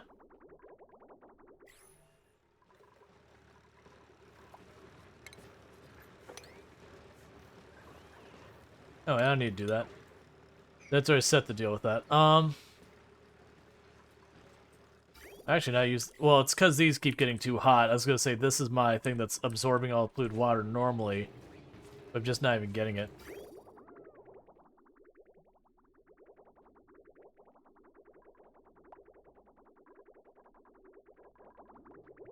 The clean water seems to be fine. The clean water is not fine. We need to go back to the main base and get the clean water routed through here. That clean water line is here.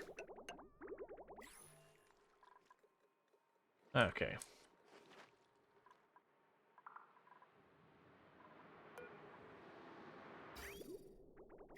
They're continuing to drain this out. We've slowly been getting this room cleaned out, which is good.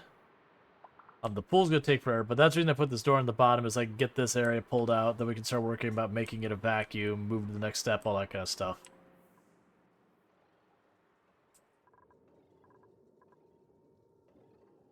Yeah, temperature's coming down. It's already almost below 2,000. Interestingly enough, it's cooling down, but none of these seem to be changing meaningfully. So I'm curious what'll happen with that. I'm sure it'll be terrible. The Slickster seem to be doing okay.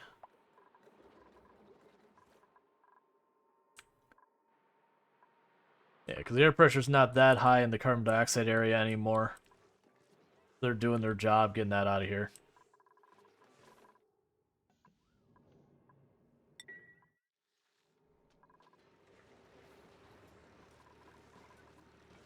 Yeah, so this reservoir is building up, which is the idea. So I want that reservoir to keep building up, and then when it gets to enough, it'll kick stuff over to our main base to get the petroleum back over there. Then we can start being a little bit more reckless with our power use.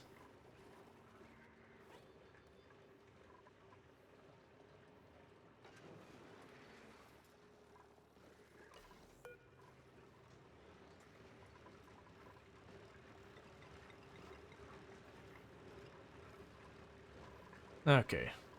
I believe that's the one on the automation. It is not.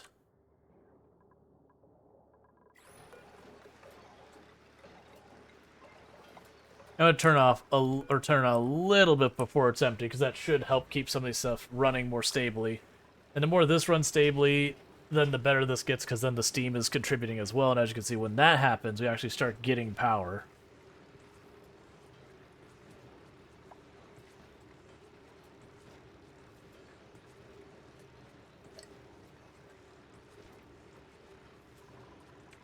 Okay.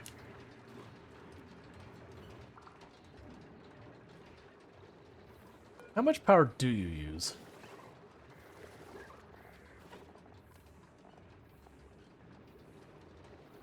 I really wish these things would be a little bit... So 240, 240, yeah. So those actually use a pretty respectable amount of power. So it makes sense now I bumped up to 3 of them that we are having a lot more power difficulty running them. I don't think I can really put 2 petroleum generators on here and still have it power-wise stable, or shouldn't say stable, petroleum-wise stable. Like, I think that would be the point that my refinery would be insufficient to keep that going, unless we get more people and some of those people's only job is just to run refineries. Okay, so this should be at a temperature it won't take damage anymore whenever they actually get to repairing stuff. How are you doing up here? You getting cool yet? Alright, so it's almost at the point it won't be overheating. That's at a point it should be okay for repair.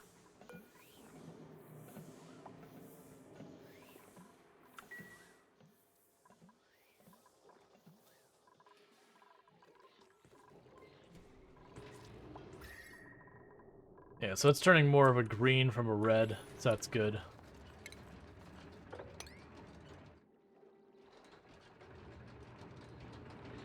Oh yeah, you can't reach that, can you?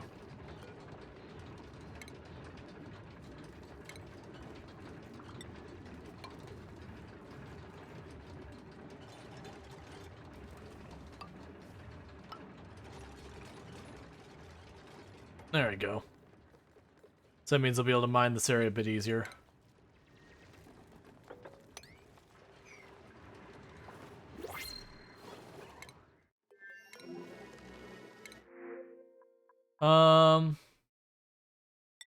Sure. I don't really care. Okay.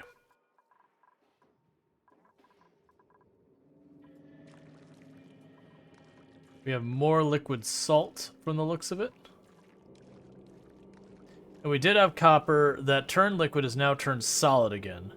Okay, so temperature's coming down enough up here that that liquid copper is turning solid again, so that's good.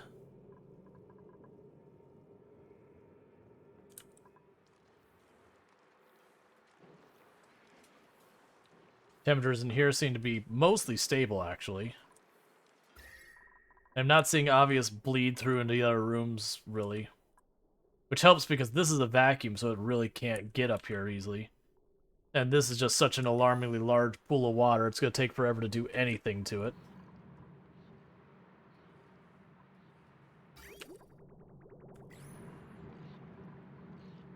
Alright, you're going to run out of brine soon.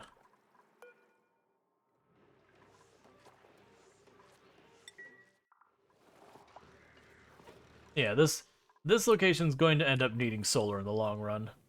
Then I'm going to end up needing the defense, whatever it is, that takes a whole bunch of power and makes a ton of heat. To protect it, it's going to need solar. Because if we can start switching stuff over to solar, I could stop hitting the petroleum quite as hard.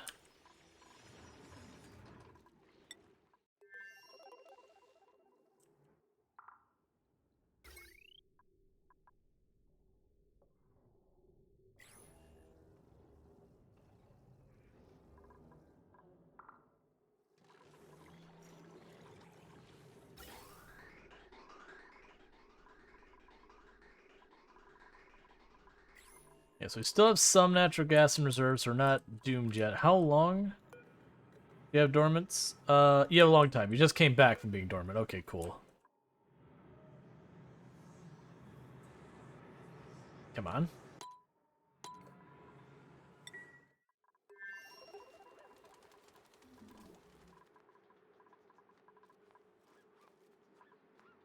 Okay, so starting to run to air pressure pumps, so it's time to enable that.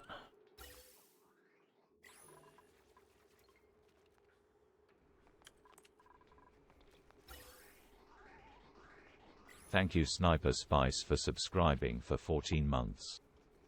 Thanks, Sniper Spice, for the Prime Gaming sub. You get only one of those a month, and you used it here. And you could have done that anywhere on the internet. Well, I mean, anywhere on Twitch. So I really do appreciate that you chose to support this channel. It does mean a lot. And thanks so much for that. I hope you're enjoying your advertisement-free viewing, as well as access to the emotes. So thank you again for that support. It is one of those things I feel like very genuinely, because you only get one of those a month, it's like there are channels all over Twitch, and so picking this as the place you're going to drop it does mean a lot.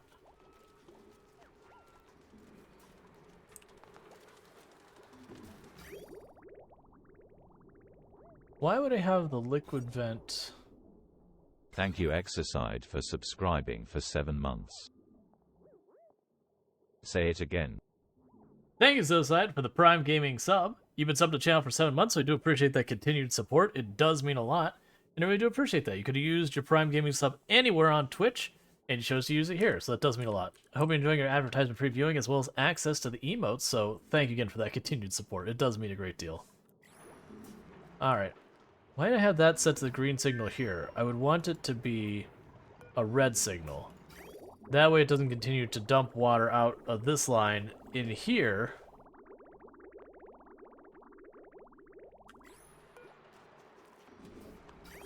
And that's got pipe blocked because this reservoir is full. So we're going to run to a problem pretty soon here.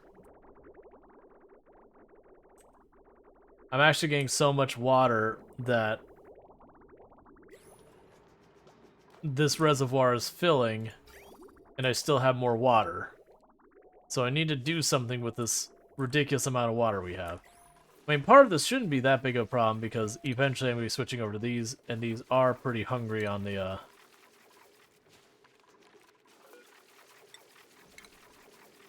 water side of things.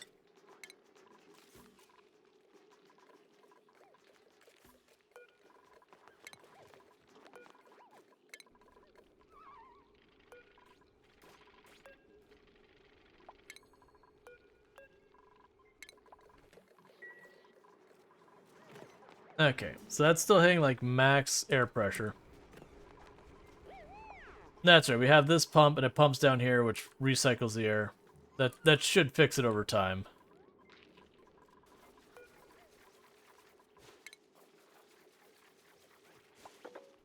Alright, so we got those two.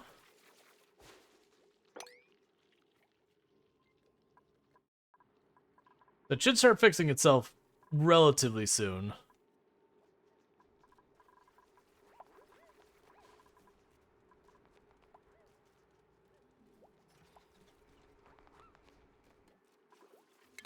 That's what we can do.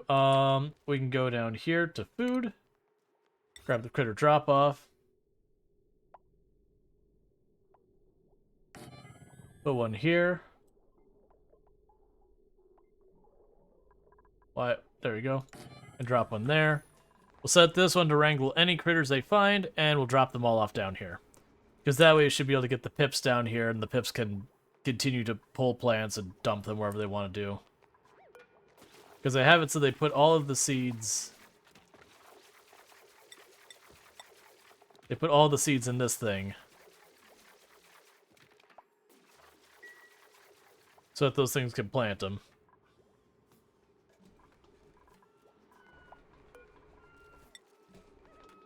Zero. All critters.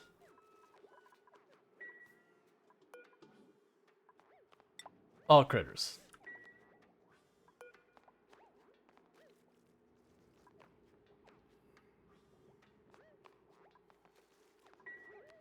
We can go ahead and fix that later.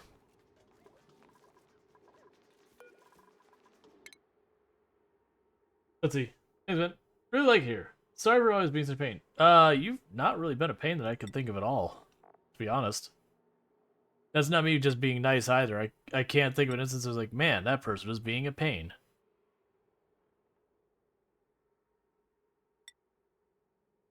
Up your grilling skill.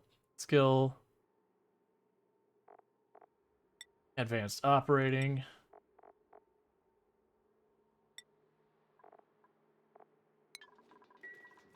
Alright, so yeah, like I said, this should start improving the air pressure here.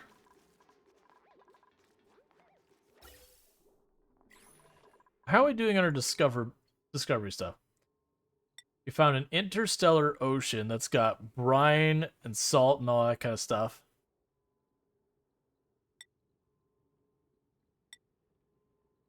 Did we already find everything in range? Is there literally nothing else in range here?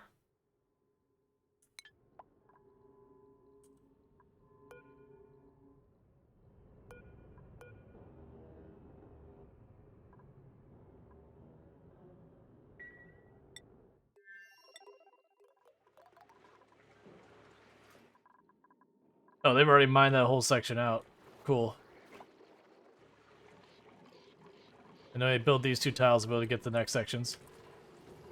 Alright, and that's already up into the yellow. So that's doing well.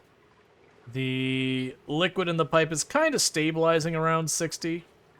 Because I don't have the second one running. I don't think we'll be able to realistically sustain the second one for any real length of time.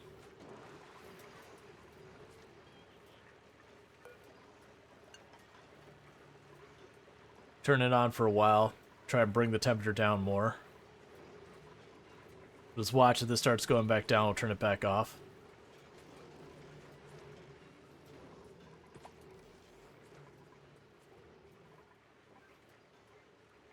Okay.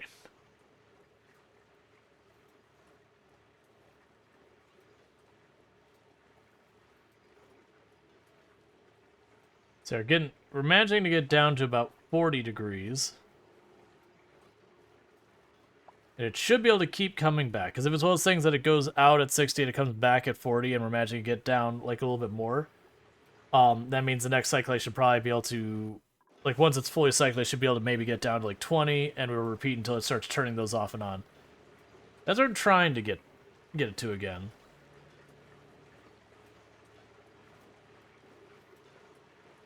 Alright, so it does seem like we're not losing petroleum yet.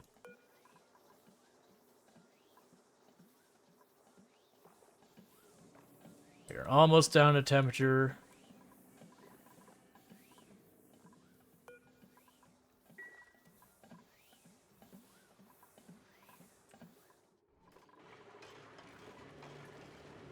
Yeah, it's starting to drop below 40. We did drop back out of the yellow. But again, my hope... Actually, we're juggling around the yellow. Okay. My hope is that once we get the temperature down and it starts to stabilize, they won't need to run constantly. Because we had that before. It brought the temperature of everything around here. So you can, like, see these aren't taking damage from heat anymore. Like, I don't really care what happens way over here.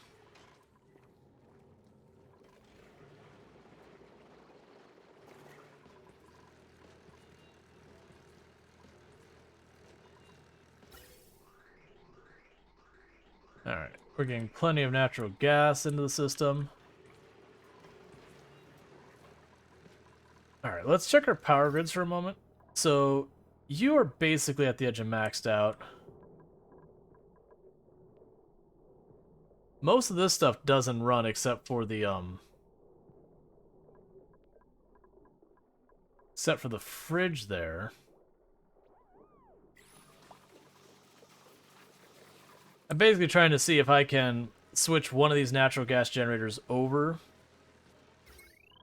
to being on the same grid as this. I could potentially just shove another one down here to begin with. It's just I'm concerned about getting ahead of what the natural gas could sustain.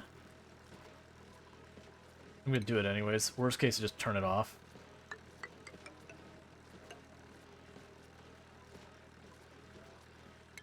Power.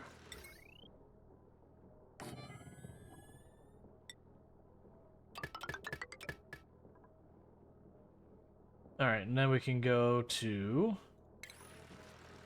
I don't believe there's any liquid with natural gas, to recall. There is not. And ventilation-wise, you can tuck right in there.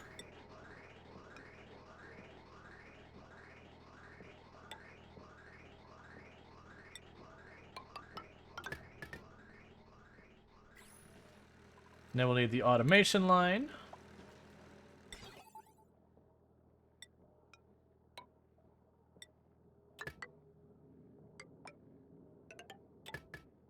Alright. Yeah, so we set that up. That should make us a little bit less reliant on just the petroleum for our main power system. So we'll have hydrogen, natural gas, and petroleum, as well as the wheel if people really want to go there. All in that same line. So it should reduce our dependence on burning the petroleum right here. And then my hope is, between all of these things running, the natural gas we'll be producing will be sufficient to go. Worst case, we just turn more of those things on. Because I also want to keep these things cooling off. It'll also mean we'll be able to run these more sustained to try and get everything going there.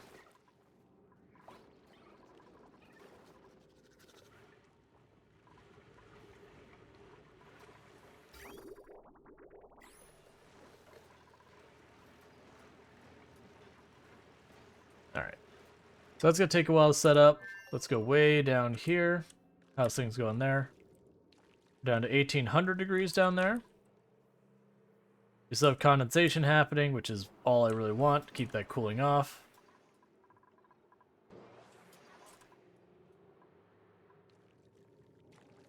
Yeah, because I am curious when we get to around like 270, 260 degrees, and it starts going liquid, gas, like back and forth. If that's going to go smoothly or if it's going to be horrifically terrible. Like right now I can't really send my dupes in there because it's thousands of degrees.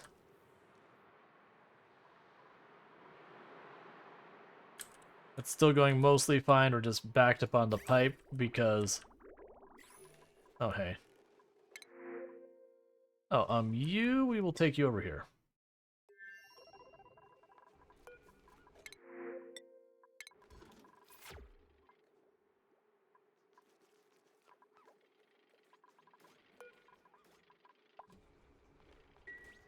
Because I want to take the pips down here. Oh, you're having an atmosphere problem because of the helium in there.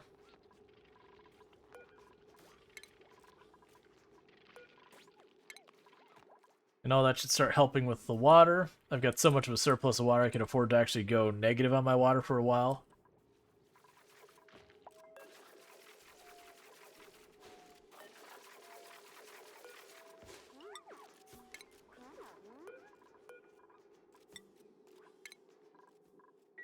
Okay. Yeah, I think the curious thing is that has that wide column there. Let's see, that's how many tiles? 8 tiles wide? The telescope almost looked like it had a bigger thing. No, it's the same. Why are you not repairing this? It's not even on your errands. I understand it's non-operable. The door's enabled. That door's latched open, and that door's latched open with both directions available for everyone.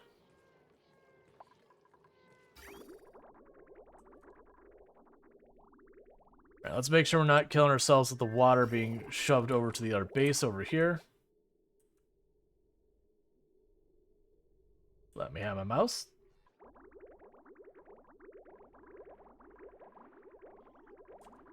Yes, we've got the water going here. I've also got water going in this track.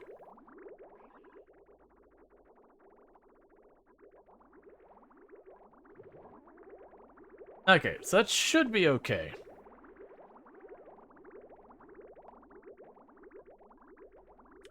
I assume our water reservoirs are basically empty. Yeah, we'll keep doing that until we start seeing any problems over here, but like this is still looking pretty full. And just keep exporting that water. It's not like I don't have enough water in this place. I do want them to continue needing water to be processed. That'll help us.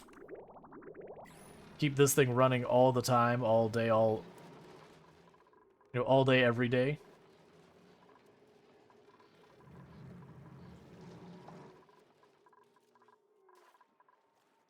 Okay.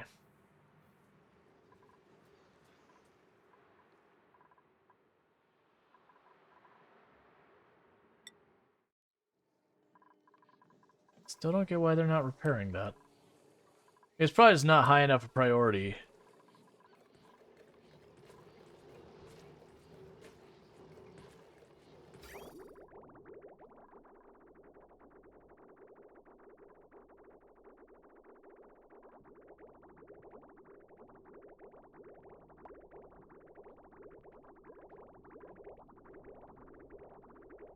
Yeah, at the moment, all the water passing through there is going into the crops. Like, none is getting down to the oil production, which is going to be a problem. But I can't imagine we could sustain this rate and not... Like, the plants don't need that much water. Wait a tick, wait a tick, wait a tick. What is going... Okay, never mind. Okay, it goes over here.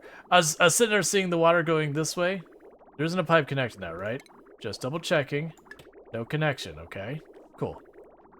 Yeah, it's just, I was watching the water come in here and go there. I was like, wait, hang on.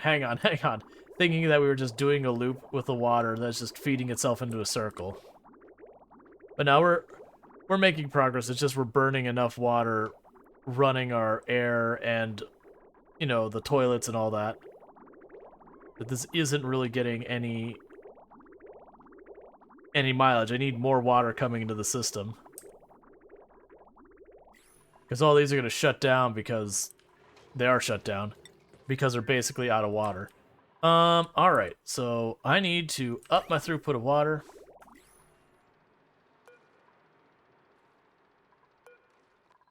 So we had the flow control and that turned way down so it wouldn't overheat things. I think it's time we back off in that level because this is cooled off. This used to be 103 degrees. So let's make it 500 grams.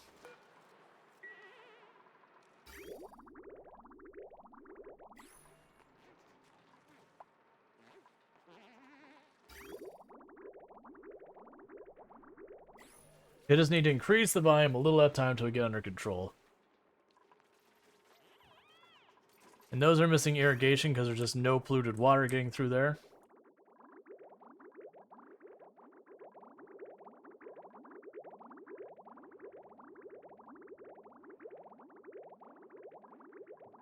Interesting.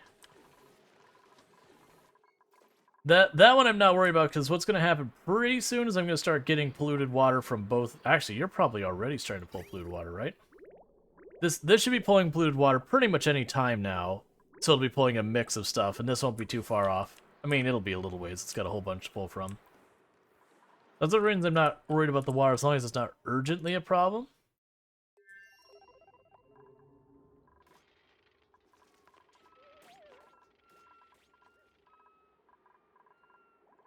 In both of these, the water level is fine.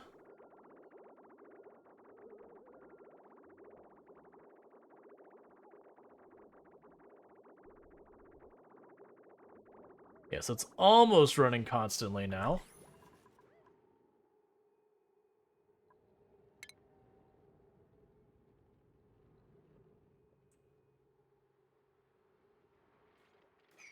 Still surprised even with ranching they haven't been grabbing those pips and dragging them down here.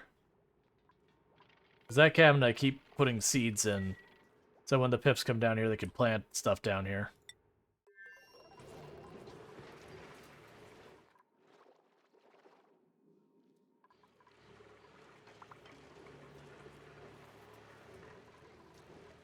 That'll also be a problem because that's going to result in us having our natural gas production is going to go down because these are the source of natural gas. Alright, so where can I get a bunch more water? I can turn this on for a while.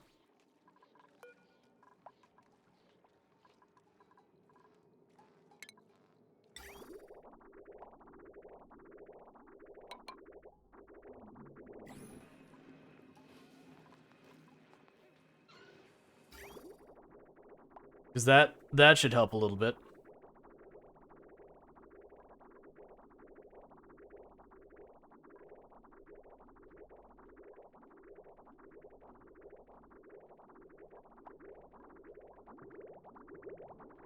And the hope is if we get enough water through this system, it'll back up again, and then we can start putting it down towards the other area.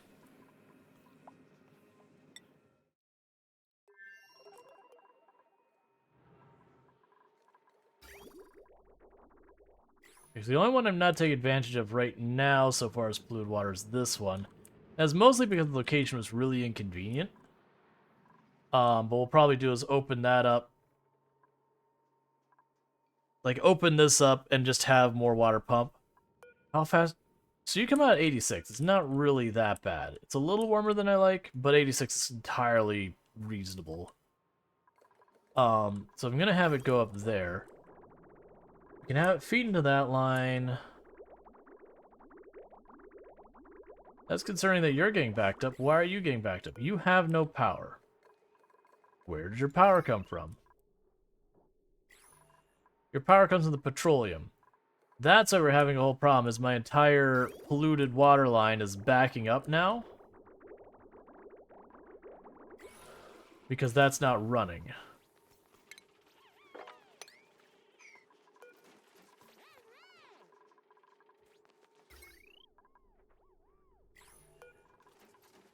Try your best to make that work.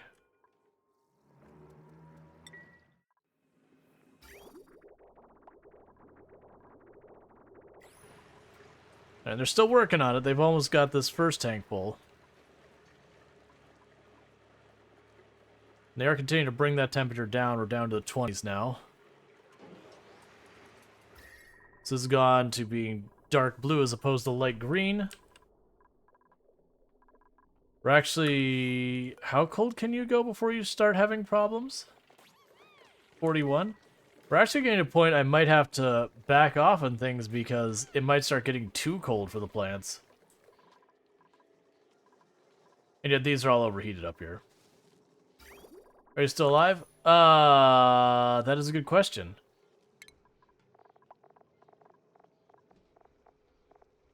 No, I think you're one of the ones who died way back. We lost all of our people at 2 of the colonies because of heat getting out of control.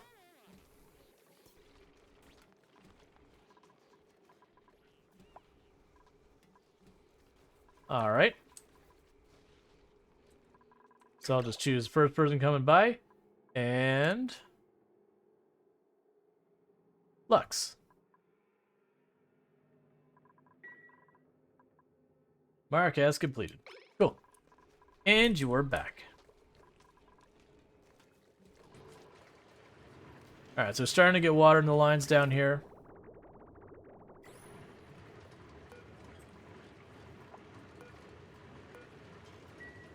Which is allowing these to run. Which means we're going to get oil again. Yeah, basically mined out all that, so there's no more mining I really want to do for the moment.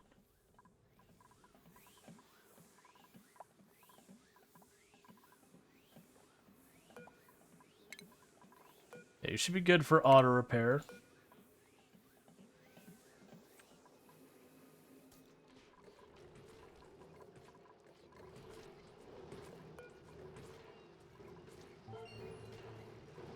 What was that? There's some of those sounds that aren't obvious what they are, so just like you're da-da-ding, you're like, huh, what? Something occurred.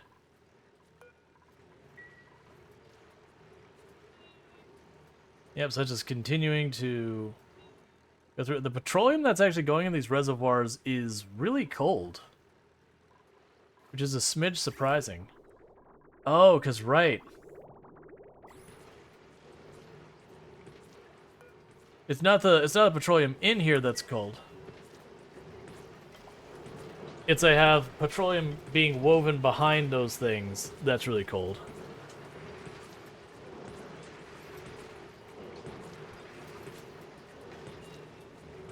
All right.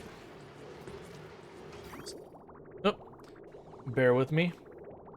Just trying to get myself a refill.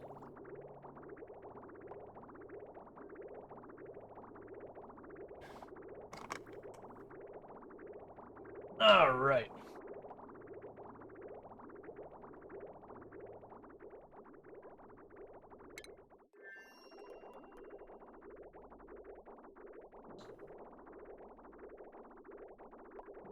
Okay. Still have the molten salt here. Yeah, temperatures up here are starting to cool off more.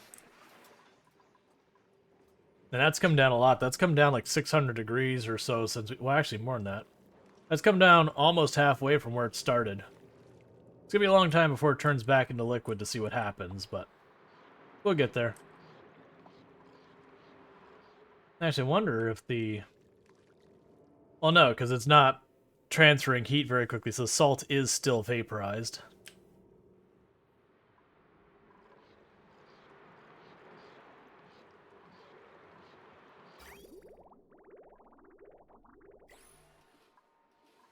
And these will run much smoother when we have it, so they're not all pulling the same thing. When they start pulling some brine and some of the other, because then we'll fill up, you know, the brine will be backed up, but then, you know, a little bit will get through and go through the polluted line, and you get the idea.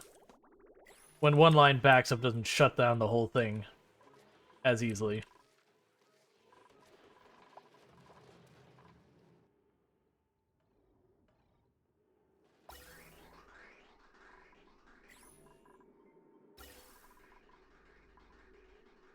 Alright. So what's in these ones? Those are carbon dioxide tanks.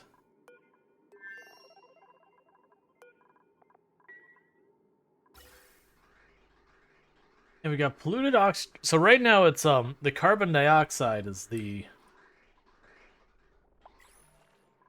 thing that's bottlenecking here. Which you've got the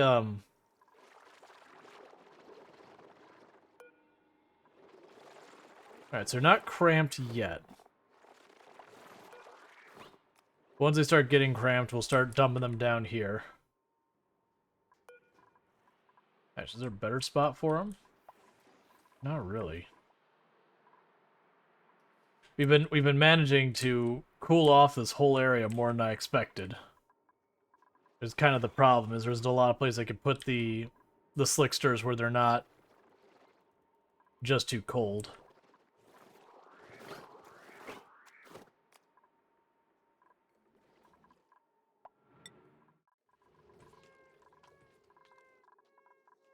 Alright, so temperature's starting to come back down. We're starting to get these recovered, which is good.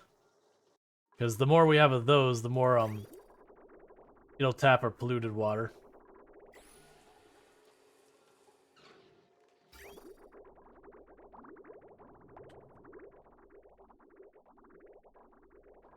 Okay, so we're finally getting to the point with the water being imported that it's not just immediately getting pumped right back to the system. So this should fill up to a point. Oh yeah, one of the things I meant to do for a while.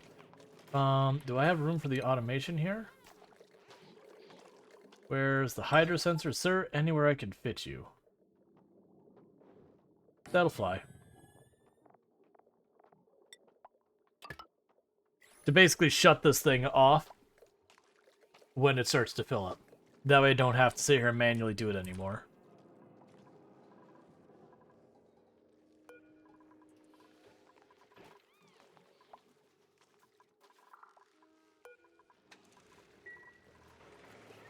Okay. So all these are starting to get over full.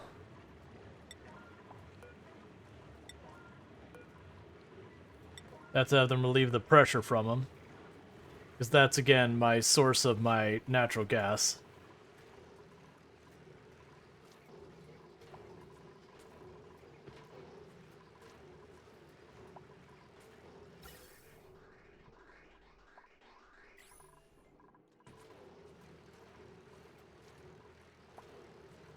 Alright.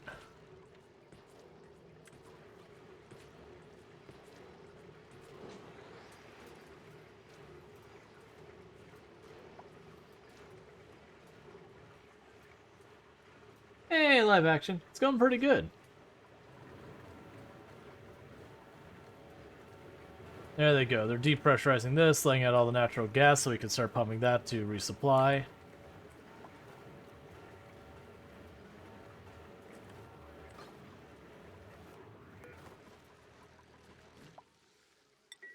Okay. How's Dupes getting along? Pretty well. Little slow going, getting on to the next stage, but you know, we got a bunch of projects kind of going at the same time that are just waiting to make a little progress there. You're still good? Good. Everything's staying as liquid up here, so that's what we want.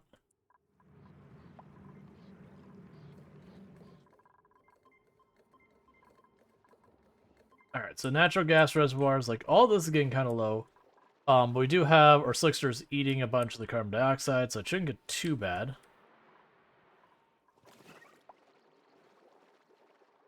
The other nice thing with the slicksters, for the most part, is other than people walking in there, it's kind of an enclosed space, so it should, in theory, start depleting all the carbon dioxide and thinning this out till we don't really have much here.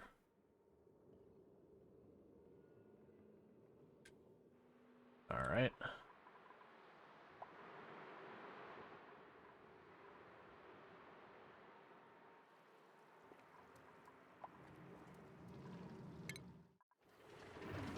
So you're overheating again. Oh, that's because we released a ridiculous amount of natural gas all at the same time. I'm gonna have to replace that door with something that won't overheat. So yeah, this is gonna be a problem because they're all gonna get out.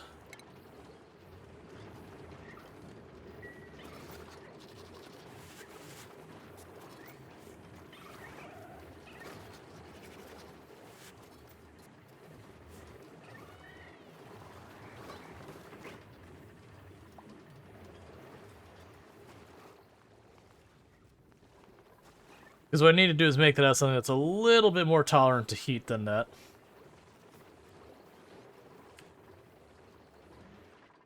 Okay.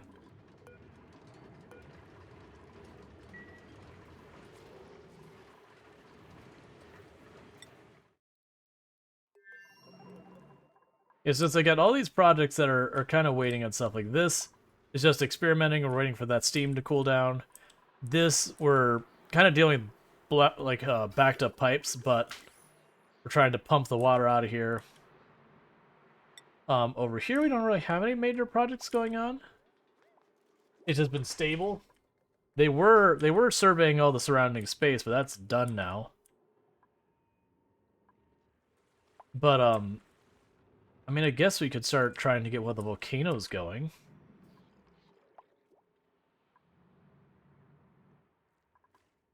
That's probably the next move, is trying to get one of the volcanoes going, but I'll need steel and everything, which I don't have locally, which means I gotta get the rocket up. Oh, plastic? For plastic, we're gonna bring you here, because you're the only one who's separate out where we don't get plastic very easily. Though an oxyfern is nice. No whole lot El Goso.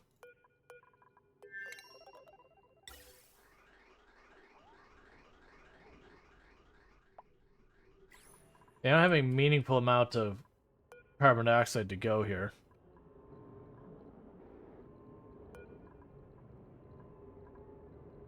So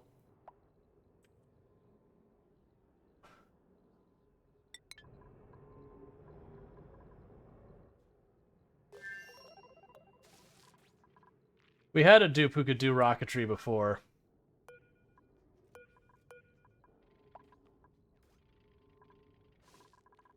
I'd have to get a new crew member just to take for rocketry, though. That's probably fine at this point. I'm in a good spot here that we should be able to get a new dupe, train them into rocketry, and then just let them do rocketry. Actually, do we have a dupe that was... We didn't have a dupe here that was strictly science. We had a dupe that was kind of a catch-all.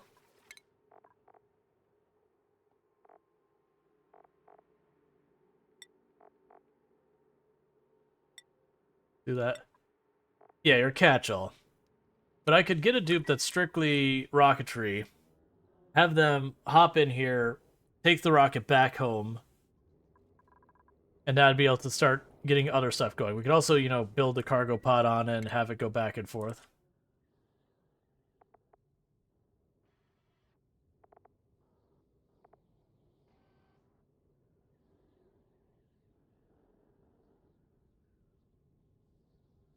Oh, come on.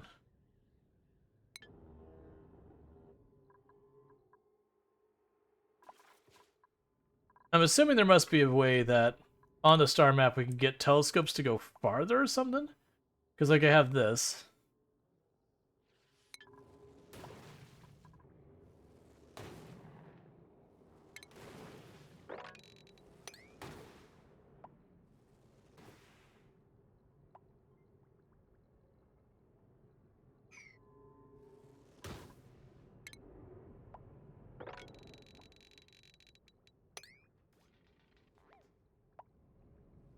Okay.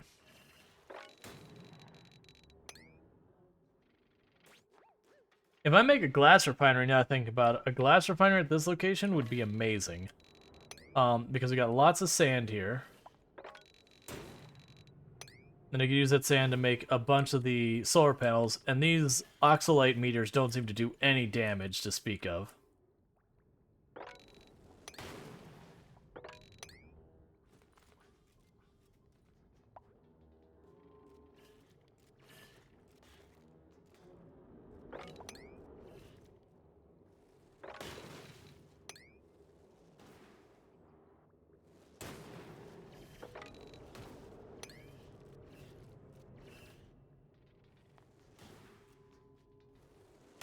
So it might actually make a decent staging ground kind of thing here.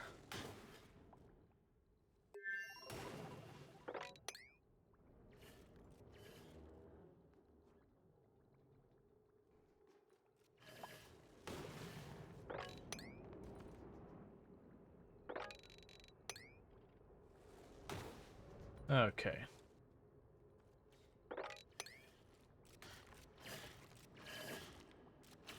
Oh, right, you're not needing to stop and breathe, like, get air constantly, because the things you're breaking are making air for you.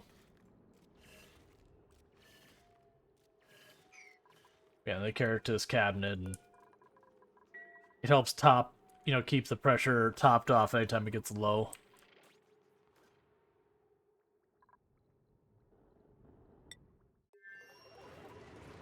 So those are all running. Everything's running up here. Alright, so you finally took apart the door and everything. So pneumatic door. Are we saving? Let's go. Okay.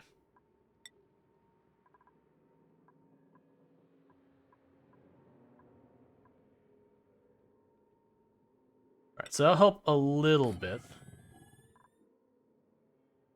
But should be enough that we don't have to worry about that overheating.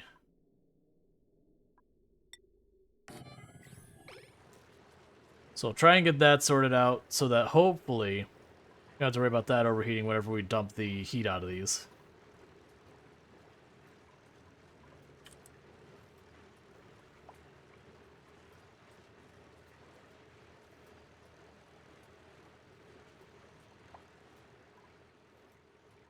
Those are running solid and still... Like, it should eventually get to the point where I don't have to worry about too much. It won't be long before I have to turn them back down, though, because they're going to make the plants too cold.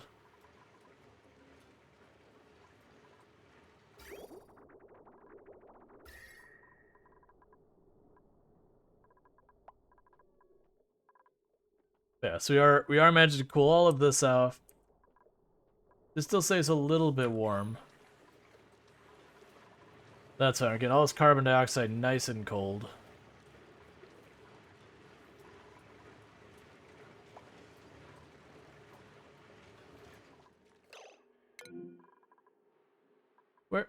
Where is the water coming from? Alright. Disable auto repair again. Like, that's... It's so incredibly annoying. Because it clearly came from up here somewhere, but I don't see it. And I don't... Like, the only place he might be getting steam is from down here. But I am... No, actually, because I haven't been running the polymer press in forever, so I shouldn't have steam down there. I really don't know why we keep getting water up there. Space rain? I guess.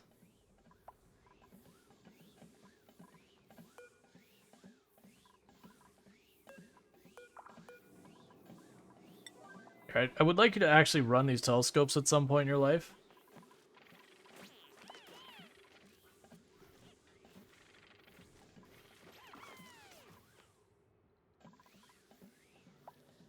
Yeah, because the moment they do that, where the water gets in here, it immediately starts overheating the suits and damaging the stations.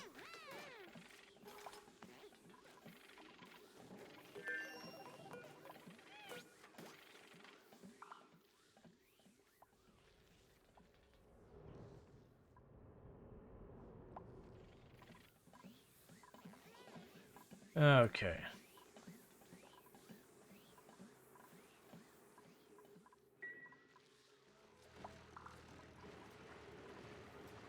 See and believe, fellow duplicants, the power of the mighty sky god survived the destruction of Outplant and sends rain to us still.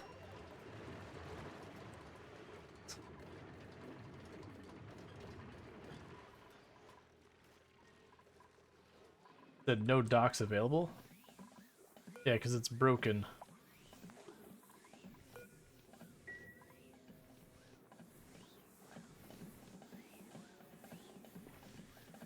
Yeah, so they are fixing the temperature in here.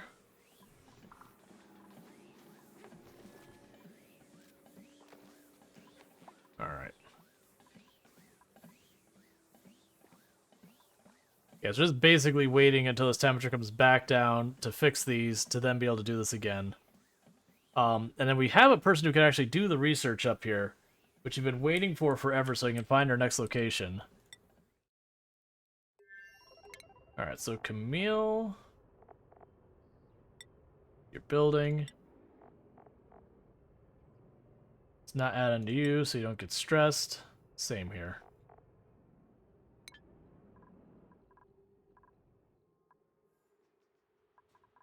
Alright. I also have the aluminum volcano. That's 3,100. Right, we were going to start messing with trying to get this up. What do you do for us? Let's see. You are the farmer at that planet. At the oil planet.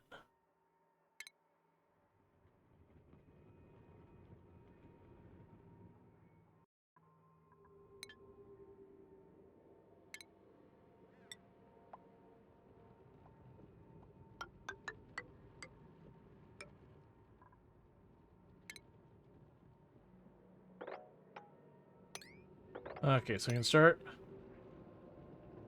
mining some of this out. It's gonna be a big bunch of work to try and get this.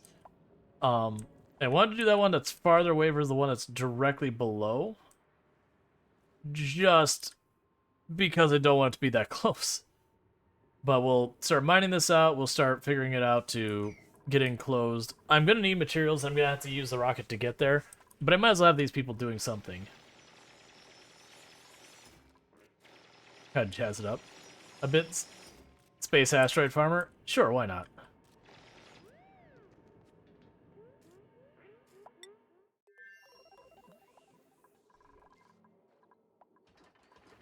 Alright, so those are all running mostly fine.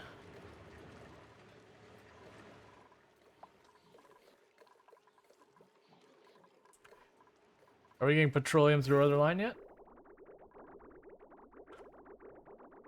Not yet, but that's starting to get full to point pretty soon. Can I get upgrades in farming tech? We can make a farm into a special kind of room, but that's about it. This isn't a game that have like implants or something to give you, you know, magic better farming or something like that. Alright. How is this going? Hey! The molten salt turned into just salt. Nice.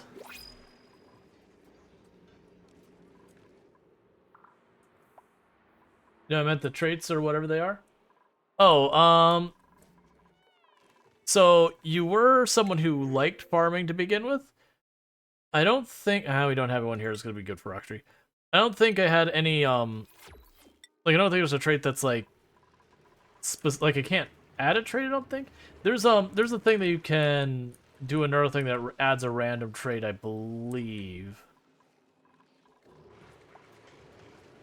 But I don't know if you can keep using it, kind of thing. Alright, so we need to auto-wrangle critters. Yeah, no, I level stuff up.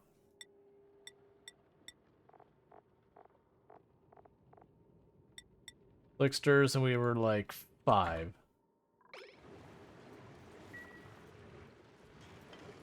Is there any for farming? Yeah, yeah. We've already got you. I think you're max level farming.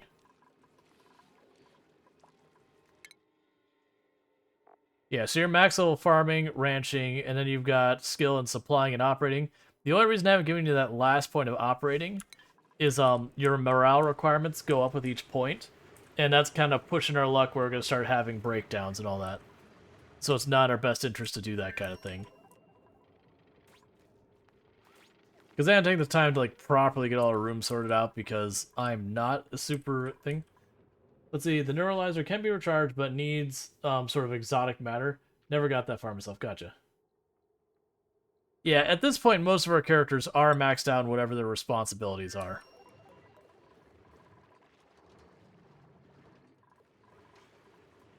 Like, this might end up being our last Oxygen Not Included stream, just because I'm hitting that point where so much is just kind of waiting on things. That, you know, me playing on my own, I don't mind because I work on something else kind of thing. But for content creation, feels a bit on the dry side. And part of it is not being, like, super duper knowledgeable on the game to know, oh, I could, you know, make things go much faster if I went over here and did this or that. And I tend not to be the player who goes, oh, I need more of this, well, let me build like 10 of the thing that does that. You know, does that kind of thing. Like I'd rather slowly introduce the thing to see what happens and then go, okay, here's the pain point, let's see if we can work around it. Versus just drilling straight into the lava and just go, what happens? Oh, we died. Let me just start over. Yes, these need to be depressurized.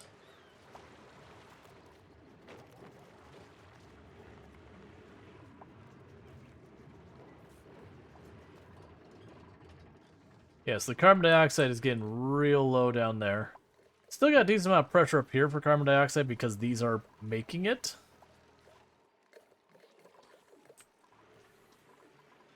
That's good. And it's not getting to the point that it's cold enough that I can just have these turn on off. But a big part of that is every time we dump these out, it's dumping a lot of hot air out. That's fine.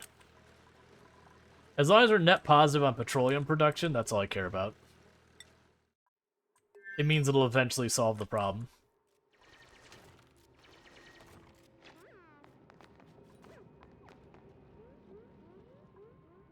How am I getting refined gold?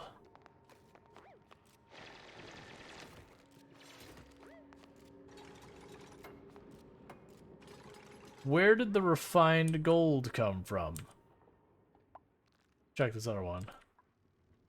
Okay, it came with like a little pocket of refined gold around it. I see.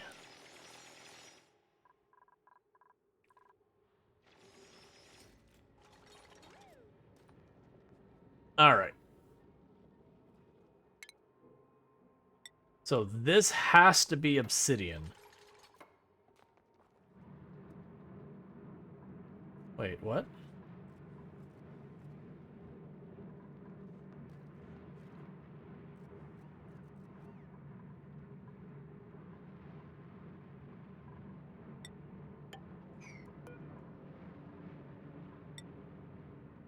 Yeah. Okay. I was seeing the overheat point. It's like, what? Yeah, so it has to be obsidian. Hey, Dorian, how's it going?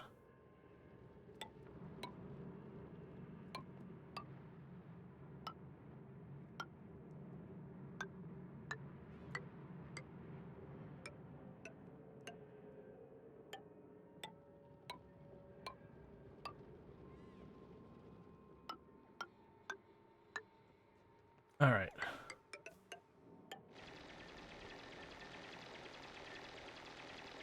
Come on.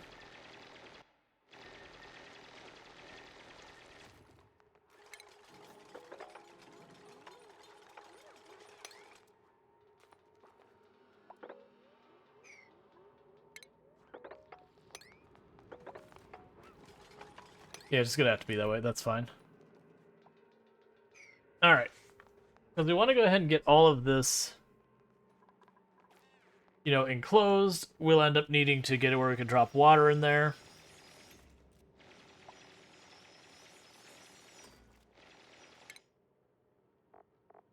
The skill point earned on you.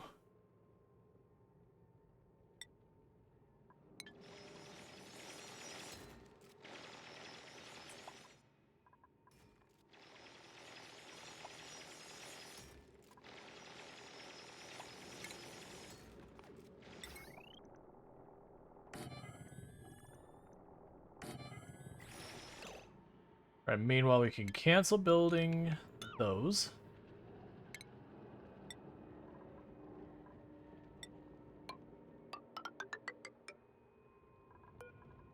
And I don't think we get to choose materials for the steam engine, right?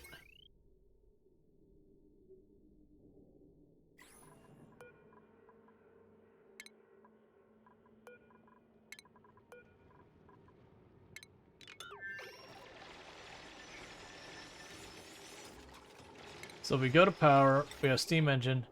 So I could choose gold. But we would need steel. Realistically, I need steel to be able to make this. Like, I'm gonna really have to worry about heat in here. We're talking pretty obnoxiously high heats.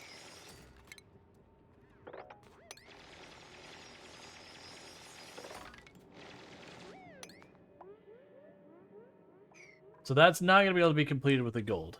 That's fine. So what we can do is we can work on this over here, which also needs a steam engine, but is not going to need to get nearly as hot.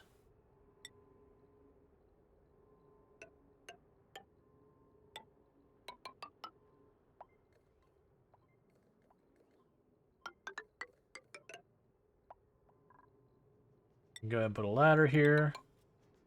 This should be a vacuum, so I don't have to worry about accidentally contaminating it with stuff. We'll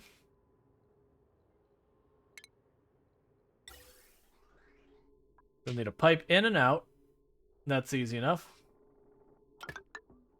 That's the pipe out.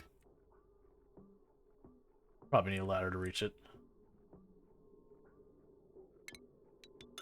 Actually, don't put there.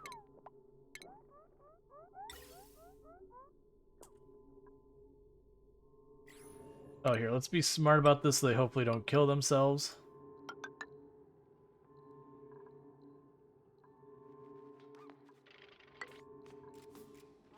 That's probably fine for up here. In fact, actually, I don't need obsidian up here, so let's not use obsidian if we can help it. We need to save the obsidian for where we can. Okay, so let's just use something a little bit more durable. Granite. Granite's probably fine.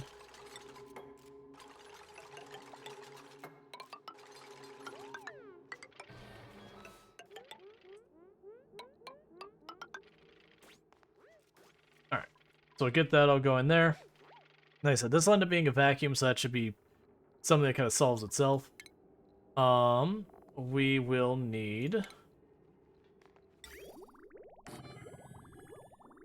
a pipe for bringing water into the system.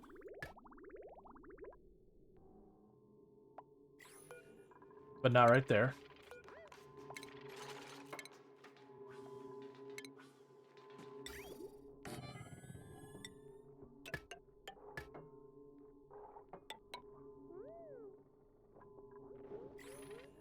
And we will need the steam turbine up here. Here, we're gonna widen this by 1.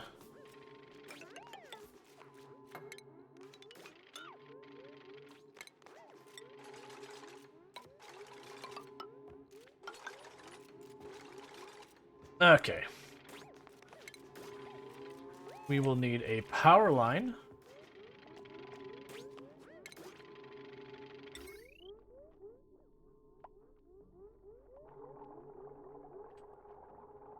Which will wait till I actually start having this stuff built.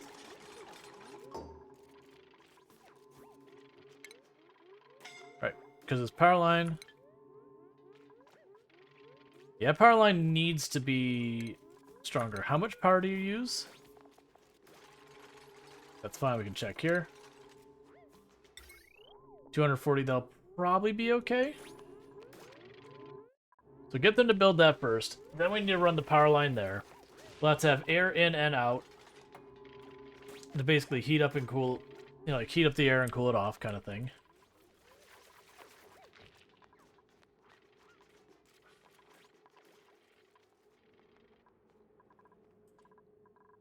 Because right now this is mostly just going to be intended to keep the temperature controlled in here. And then this will have to go and tear apart to do the stuff we gotta do over here. Alright, do I have petroleum? Do I have that here? Not yet. That's still draining, which is fine. That's getting cooler, which is good. Alright, pip eggs. We can work with this. I can finally guarantee the pips get down here.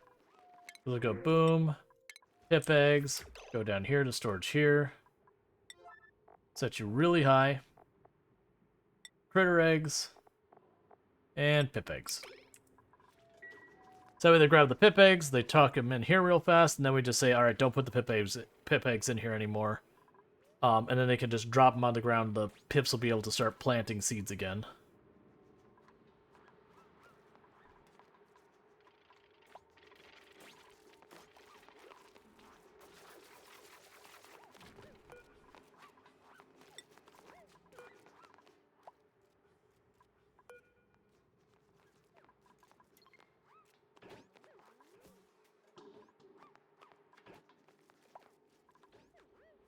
Oh, and copy settings. There we go.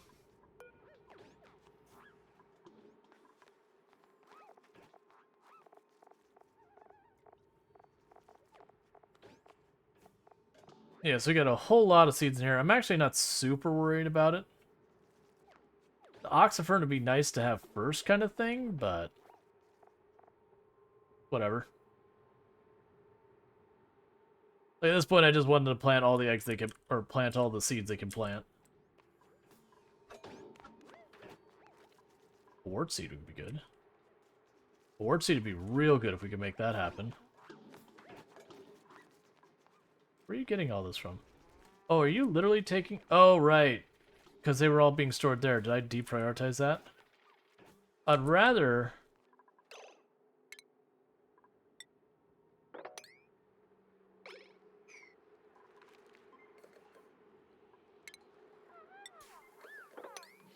Oh, that's not the right thing. That's why. I'd rather you sweep those pip eggs and get those first.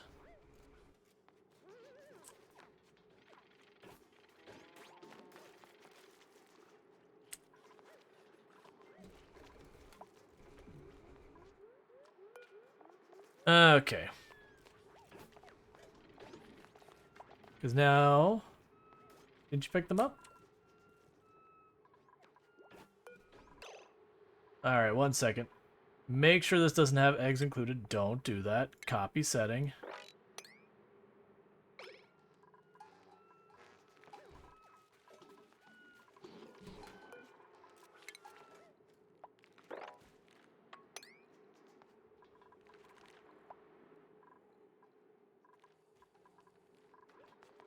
Alright, I was expecting to see pip eggs in here. There we go. So drop the pip eggs. Cool. So now when the pip eggs hatch here, the pips will be able to start planting stuff. Oh, right. We have the one spot here where there's no lights. I can add it. It's fine.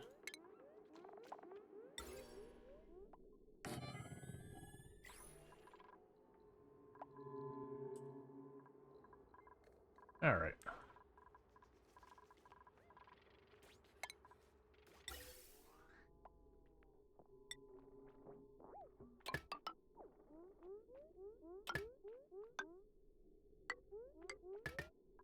We can do this. We'll have the gas pipe thermal sensor. And then the automation line.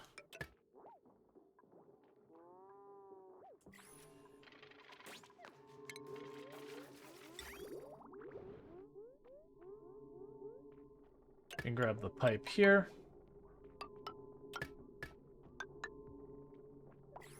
For that, okay. They're trying to slowly put together this room to get that up and running. This is not going to happen until I get a whole bunch of materials I don't have availability of over here. That's fine, whatever.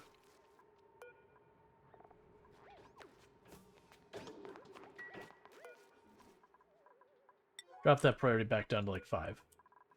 Okay. Because the pips will actually take stuff back out of those cabinets themselves. I'm so surprised. The whole idea was that we would auto-wrangle these pips and dump them in here, and then they never did. It's fine. I got a skill point earned on you. You can afford to do a lot. Let's go and get you supplying.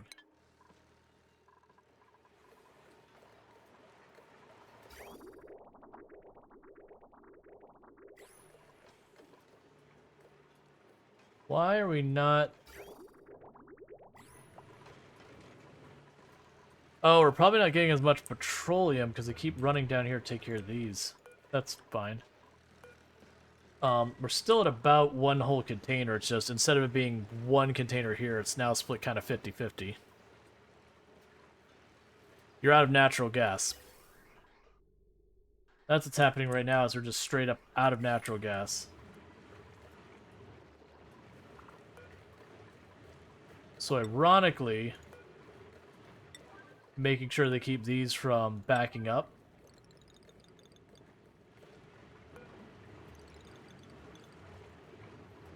Will help solve that problem.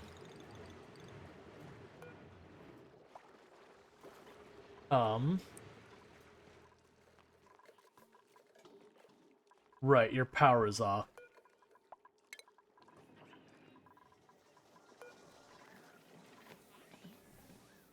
They're still not cold enough, and we've let more molten hot water go in here. Alright. So good news is this thing is still running solid. And we're getting that cooler and cooler and cooler, so that's good. We've got down to 10 degrees. Quite a bit. The issue I'm running into is we're just not getting enough natural gas. I'm going to probably end up making more of these, not because I need to, for the oil side, because we're definitely getting ahead in the oil, but because I need them to be spewing out natural gas. I also need my people actually taking the time to empty them. Alright, we'll make them 9s. Basically, anytime they get backed up, run down there, empty them.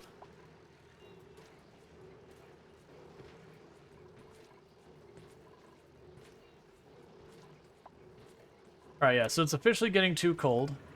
So let's turn that off.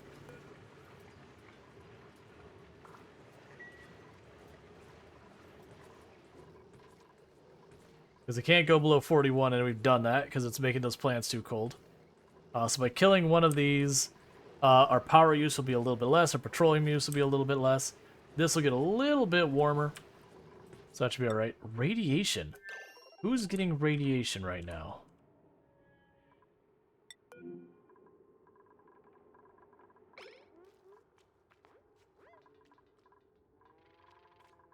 Is it just because you're spending so much time running up and down, or is it because you're in this?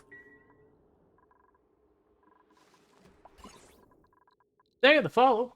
Welcome to the stream. So, I mean, it could be just running up in this ladder, up and down the ladder, and being up here that they built up radiation.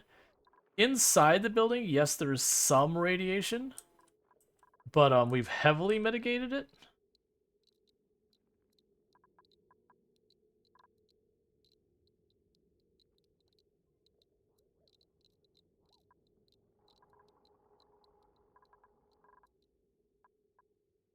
And all this over here is fine.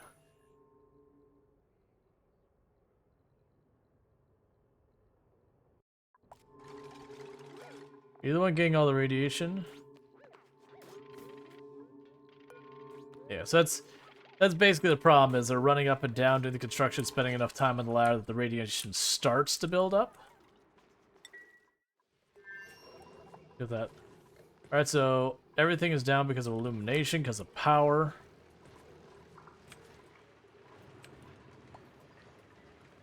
I need someone to depressurize those things.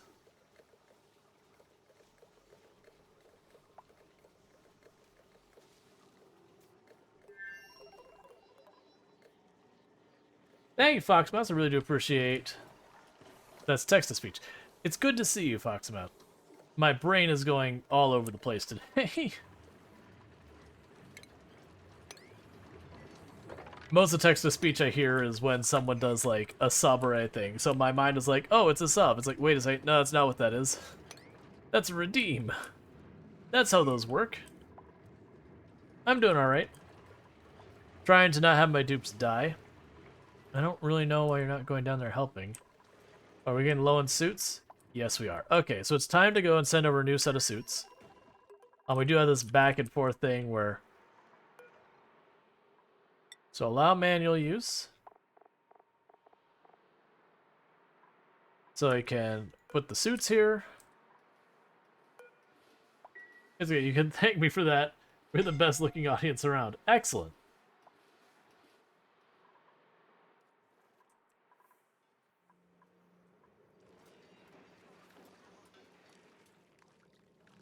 You can have people named after you in this game.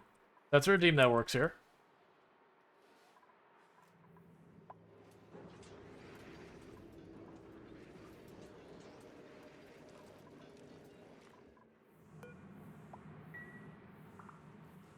Yeah, but thank you for making sure. But yeah, no, it's valid here.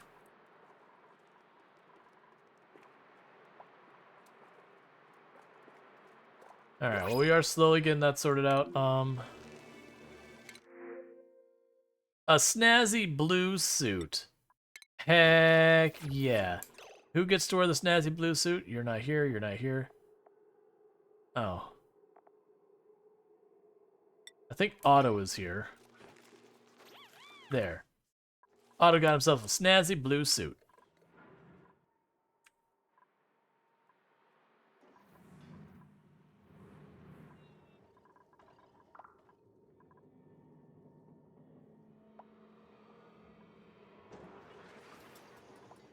Yeah, it's coming down pretty well. What is overheating now? What? Why are you at 300 degrees?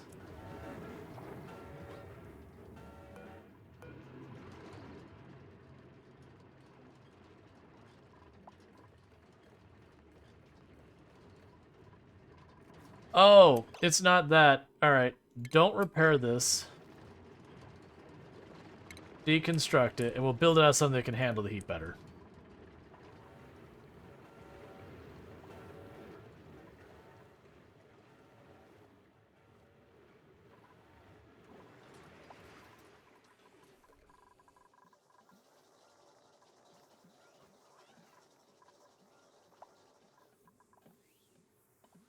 Alright, so we're almost at a time where we can turn those back on.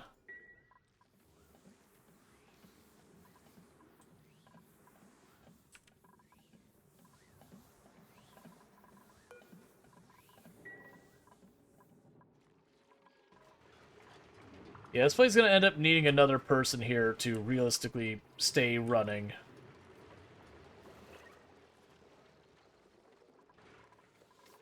I've been putting it off for a while because of all the other problems it creates of just having more of a strain on our food, which is actually not keeping up right now because all of this stopped producing for a little bit and that's getting hot again. Oh, it's getting hot again. Did we put petroleum to the line? No.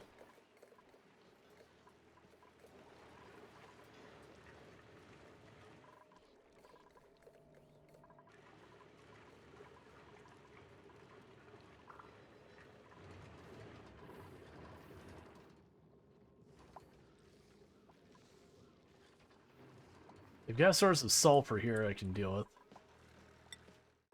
You're having breathability? You shouldn't be having breathability. Air's fine in there.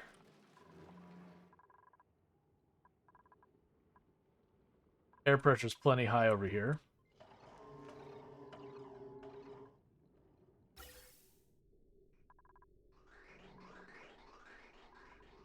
They got a bunch of polluted oxygen in the system up here. Right now, it's mostly the carbon dioxide that's the issue. There's just so much of it. That would improve if our power was more reliable over here. Turn that building back on. Like, I could put a scrubber way down here. I don't feel a need to because the air pressure's nice and low. And we do have the, slicksters in here dealing with it.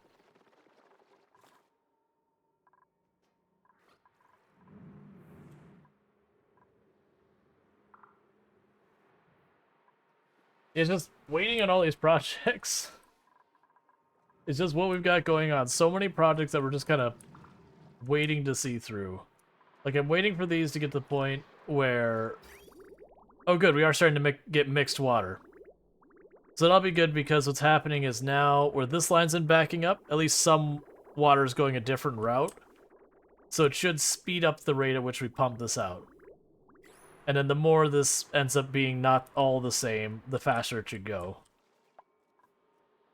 Yeah, so you can also see now where these are starting to come online because that polluted water we're pumping up here is going into the irrigation here.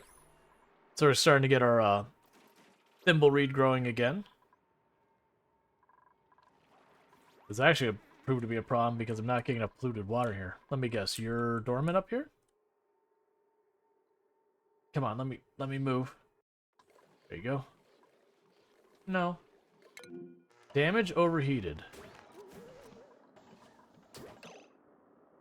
Okay. Alright,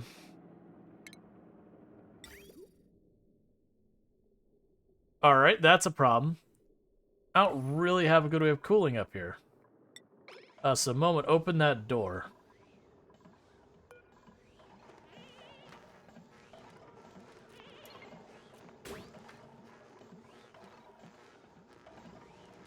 We'll let the hydrogen in.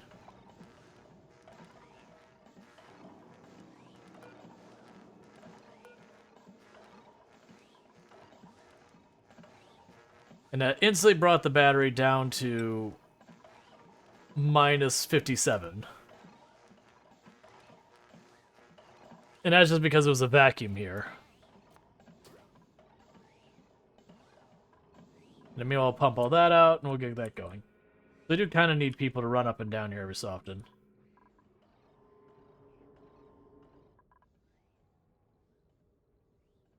What are my other rocket options that we could potentially make a longer range rocket?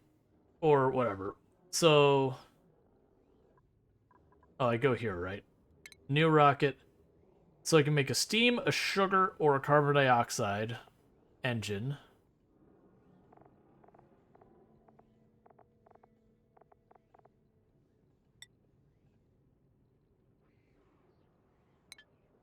That'd be interesting. Saying the area above it is blocked. Deal with that.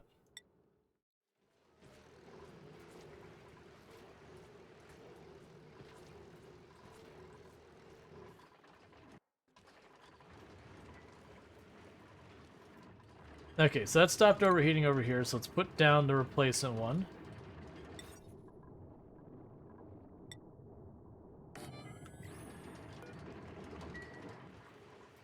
That way we can take the extra ones, dump them off here, so they keep absorbing the CO2.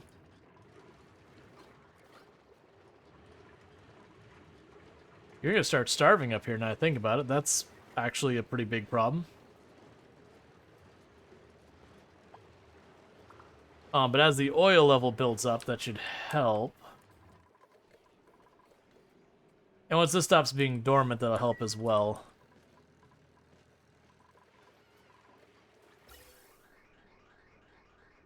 Alright, so we're starting to get natural gas in the system again. That's good.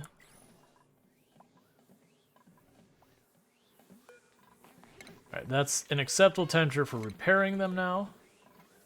Oh, we're finally getting them to scan. He is having to hold his breath because the suits are all offline.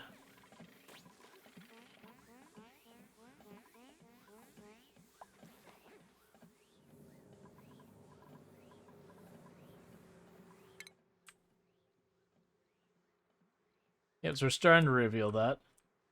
I don't see any question marks around that, so it makes me a little concerned. I'm guessing maybe I have to fly the rocket over to the places to find them or something. It feels weird. It feels like I'd be able to discover stuff from here to then fly the rocket to, just mechanically the way it works, but we'll figure it out. Yeah, so this is the final objective here is the establish several colonies, open the temporal tear, breach the temporal tear. We can also make the Great Monument. I can't remember if you do any of these or all of these or what happens. Let's see. You tried one lonely outpost demo the other day. It looks pretty. Look pretty and sounds pretty, but controls seem very slow. Your tools are also difficult from the standard farm and slice of life sims. Everything is in an Omni tool attached to your robot arm. Gotcha. So like the robot arm thing, because that's the robot arm is the way I Am Future works. But I can see where that'd be a problem. So illumination is turned off. Because natural gas... Wait. Why don't you have power? Oh, this one doesn't... Why don't you have natural gas? Ah, because it's prioritizing the bottom one over that one. I understand. But yeah, no, it's, yeah, clunky controls can be a real downer. And you're online with natural gas. So we can leave that building alone.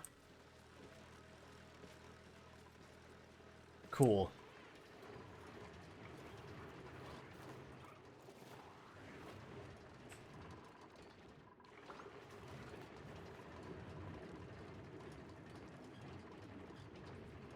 Thank you for the follow. Welcome to stream. Oh, good. We're ready to go here and say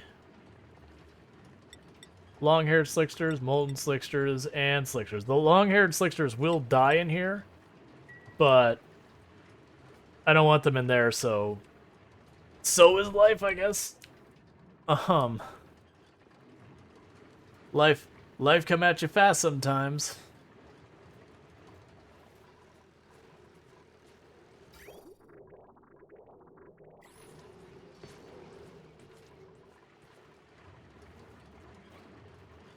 All right. But yeah, it's good to know. It's been kind of all over the place so far as which games have turned out fun and which ones haven't. I've had a number of games that looked really promising, and then when I actually got them, it was like, okay. The Diamond Tool has a laser pickaxe, a burner of some sort, a hoe, a sprinkler, a gun, watering can, and an air cannon to blow away sand. Gotcha. Are you going to hatch or are you going to fail? Yeah, you're probably going to hatch. So you are still working on that. We're going to need spacesuits over here, but the big problem right now is I need to get this rocket back and forth. Oh, right. I'm looking for someone to put in the rocket as a pilot to fly it back home base where they could get refueled and everything. Oh. And you're out of material for all this. Yeah, so that's not going to get built anytime soon. So it is. Because I need to get to the point where we can fly the rocket back and forth with cargo. So I can do stuff like get steel over here, get plastic over here, that kind of thing.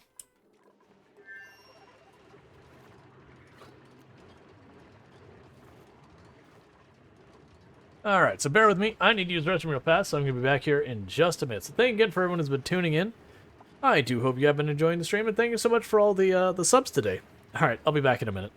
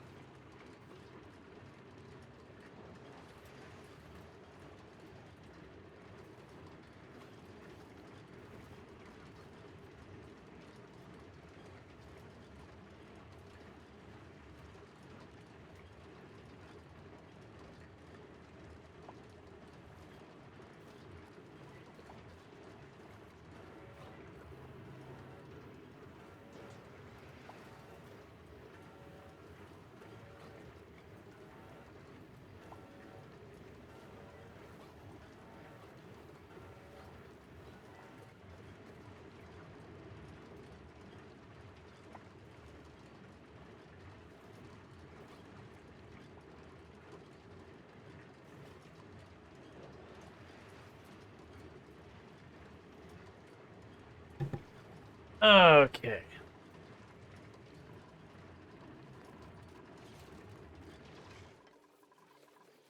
Yeah, those are all doing fine. They're a nice temperature. We have plastic from something there at some point. These are starting to finally get their temperatures adjusted.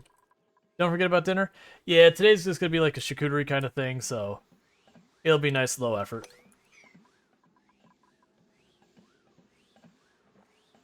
Where's your suit? Where'd your suit go? Alright, and this is probably already filled up. Cool. So enable that building. One person runs in it. It kicks the suits over, and then we shut it back down.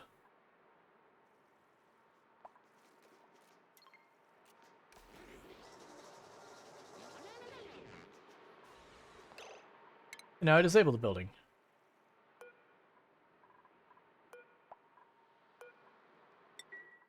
And that sends the suits over here, so we got spare suits laying around for restocking all these. Alright, no one's injured or whatever.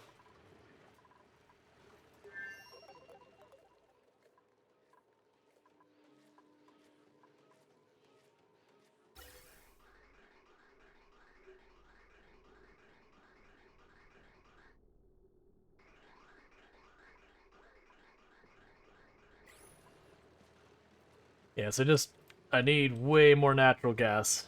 We are kind of hitting what we can handle here.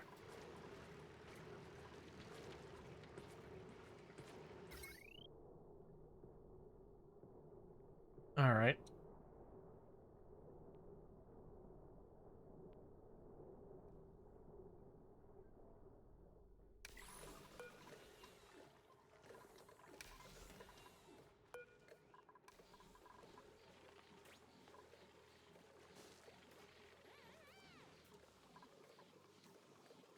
We can just get enough natural gas in here to keep that battery fully charged. Then it'll be alright. Because like right now it's just I'm over dependent on a lot of things. Yeah, so our temperature's getting way better in here. We're already starting to get those recovered. Oh, you need to be turned off. I've had you going way too long.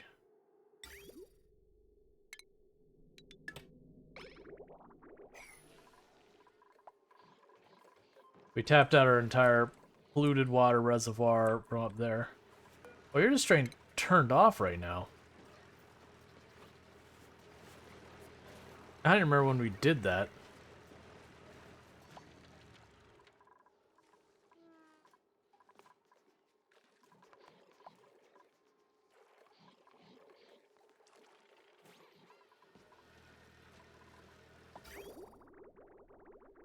Okay, so that should restart refilling our polluted water reservoir.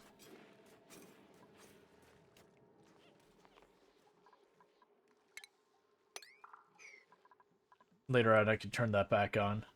I really probably should get this set up with automation to check when one of these gets full, turn this thing on until we get to a certain point, and then turn it back off. Just basically to prevent this from locking up.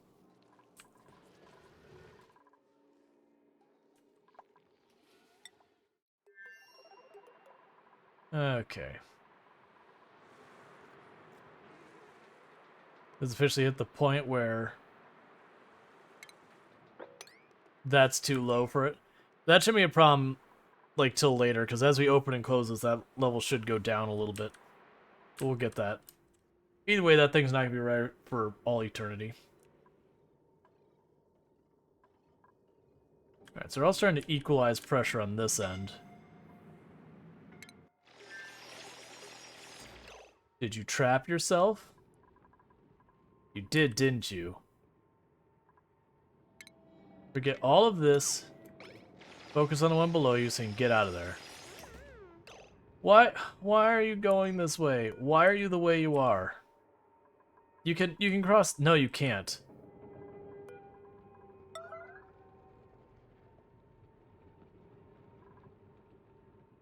Okay, I think the best we're gonna be able to do is have her...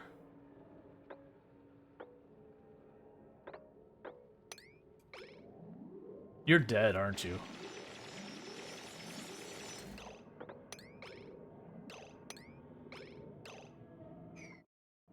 Yep, nothing like a dupe killing themselves. What'd you do that when you die, I know what to replace? So you... Alright, you're a mining person.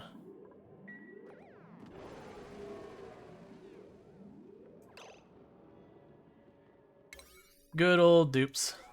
Trapping and killing themselves. You gotta babysit them every step of the way, or never once position anything where they could possibly trap themselves, because they will trap themselves like every single time. It is one of the things that really kind of ruins the fun. That's not victim blaming.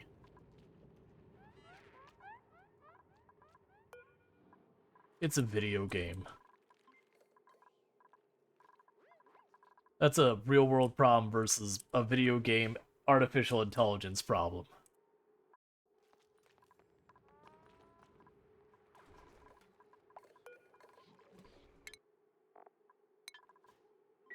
Yeah, it's the stuff like that that I get really short patience about in games where your characters just straight up kill themselves, especially if they're high investment. These ones aren't that bad.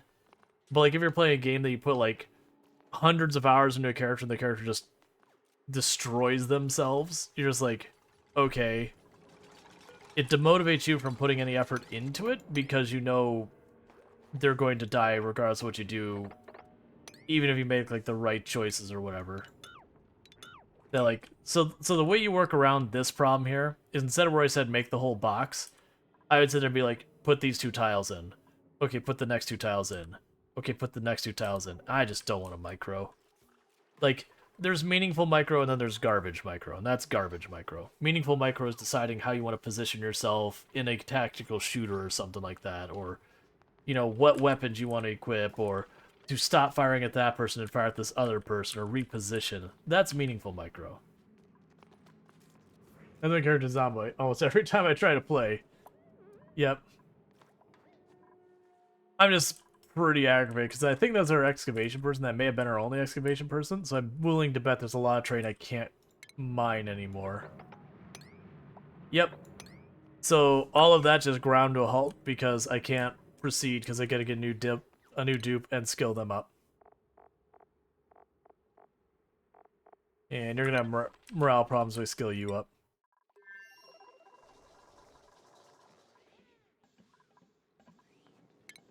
It's also one of those things that when you play a game just a little, usually doesn't bother you too much. Like, oh, okay, occasionally they do that. That's annoying. But as you play a game more and more, usually your patience gets thinner and thinner. I've talked about that with a number of games. Like, all games have their pain points. That's just the way games are. Um, but sometimes those pain points, like when you get to like 3,000 hours in a game, which I do not have that in this game, those pain points usually stop being stuff that, like, they go from being mild frustration to just like intolerably aggravating kind of things.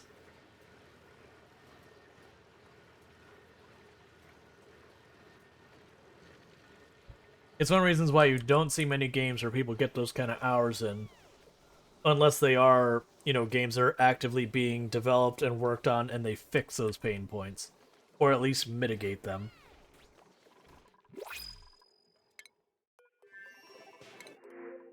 Okay.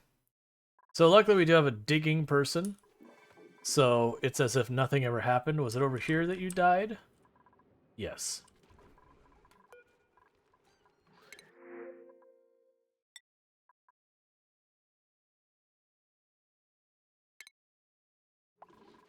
Alright.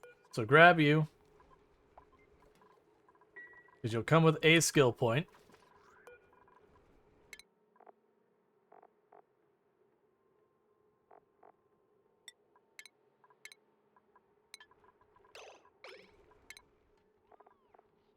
I'm going to reset up all of your stuff.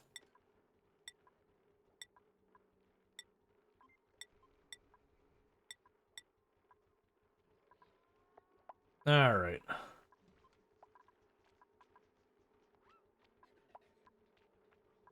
Was that also our farmer? No, that's not. Okay.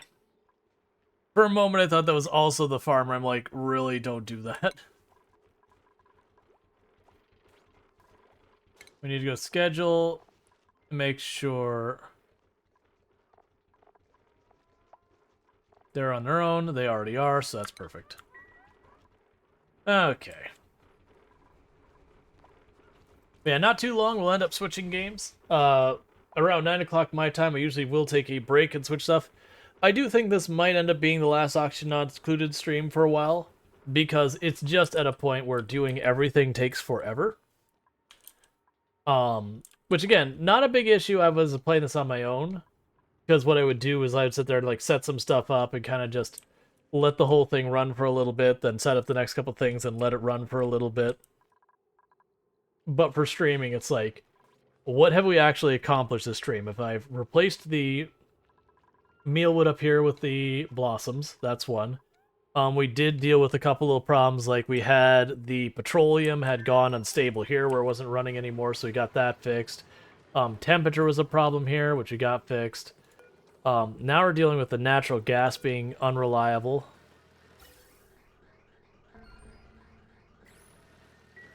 Which will hopefully get better as we continue to operate these things more and more. Because mostly are being pulled in is natural gas now, down here.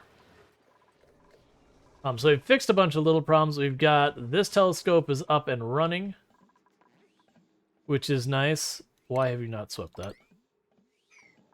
We did reveal all of the area around here. So, like, progress has been made. Oh, and we also went down here in the bottom left corner, where we tinkered with this, which isn't really accomplishing something, but it's tinkering. That's going to take a while to do anything, though, now. Because it's basically, this is the cooling mechanism we have for this. So we look at this, it's going to be just flat out red. But it is gradually cooling this off. And that, I don't honestly think is meaningful or anything. It's just tinkering. It's just being silly, trying new things. This is drained about 2 full tiles down from where it started at the beginning of stream, so it's slowly getting there. It is getting a little bit more efficient as we start getting more polluted water in the line, as opposed to just the brine. I don't think this water level has meaningfully moved, at least not that I've noticed.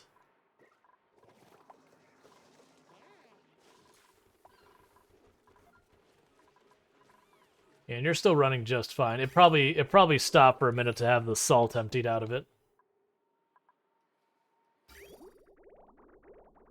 Now says, hey Rual, serious question. You said you had some abbreviation thing. What was that? Not ADHD or PTSD, as I clearly remember. Let's see, I'm just trying to troubleshoot my own psych state. It is ADHD, actually, that I recently got diagnosed with, just like in the past couple weeks. But no, it's ADHD.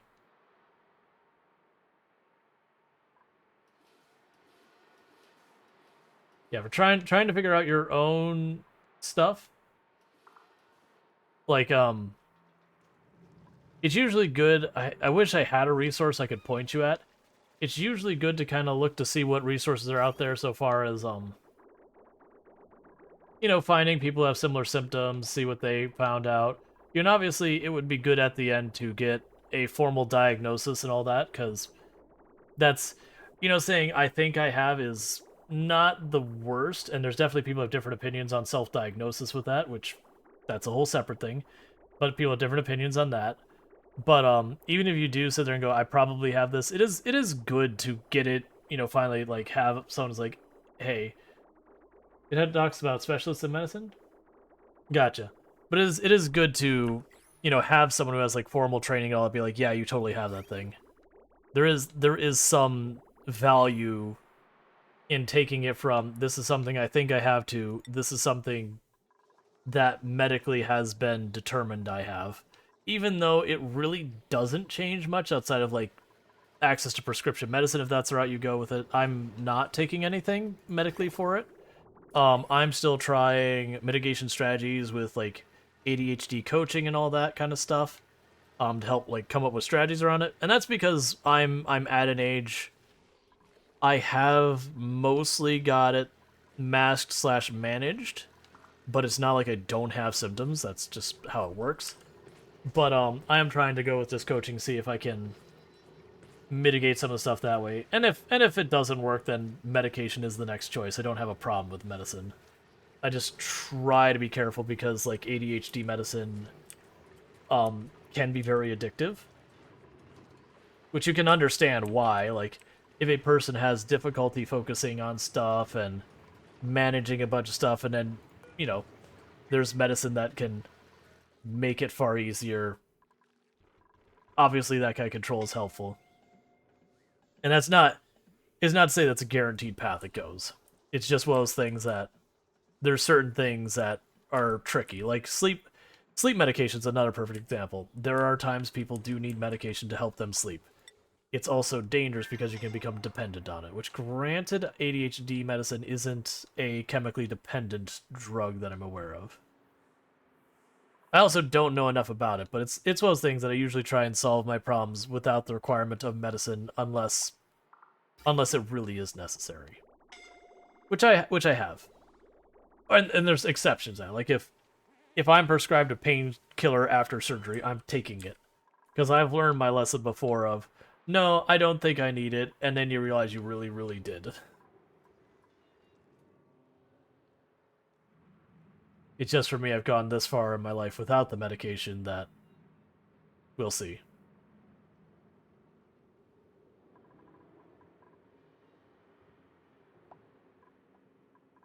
The point is, take the medicine if you need it. Like, there shouldn't be a stigma around it.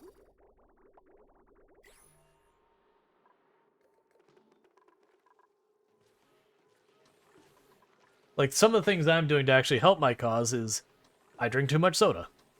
That is, you've probably noticed I've been drinking out of a cup for the last week or so and having minimal soda. It's not that I've quit soda entirely, but I was drinking too much, and part of it was not only that, but the specific soda I was drinking apparently aggravates ADHD, and it's just diet soda. It can aggravate ADHD symptoms to make them worse, so it's not the caffeine so much as the artificial sweeteners. So I've been deliberately trying to drink less of it to help hopefully mitigate some of that. Is it working? I don't know. It's one of those things that you can't measure. I have 10 units of ADHD going on, unfortunately. So you kind of go, things seem generally better.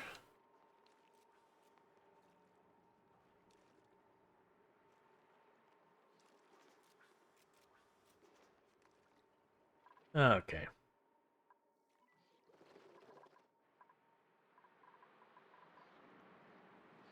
Or like one of the other things that came up that I wasn't aware of was with the person I'm working with is a bunch of dietary stuff. I didn't even realize the thing, not even ADHD specifically, that apparently your blood type plays a lot into your body's chemistry, which, makes a certain amount of sense.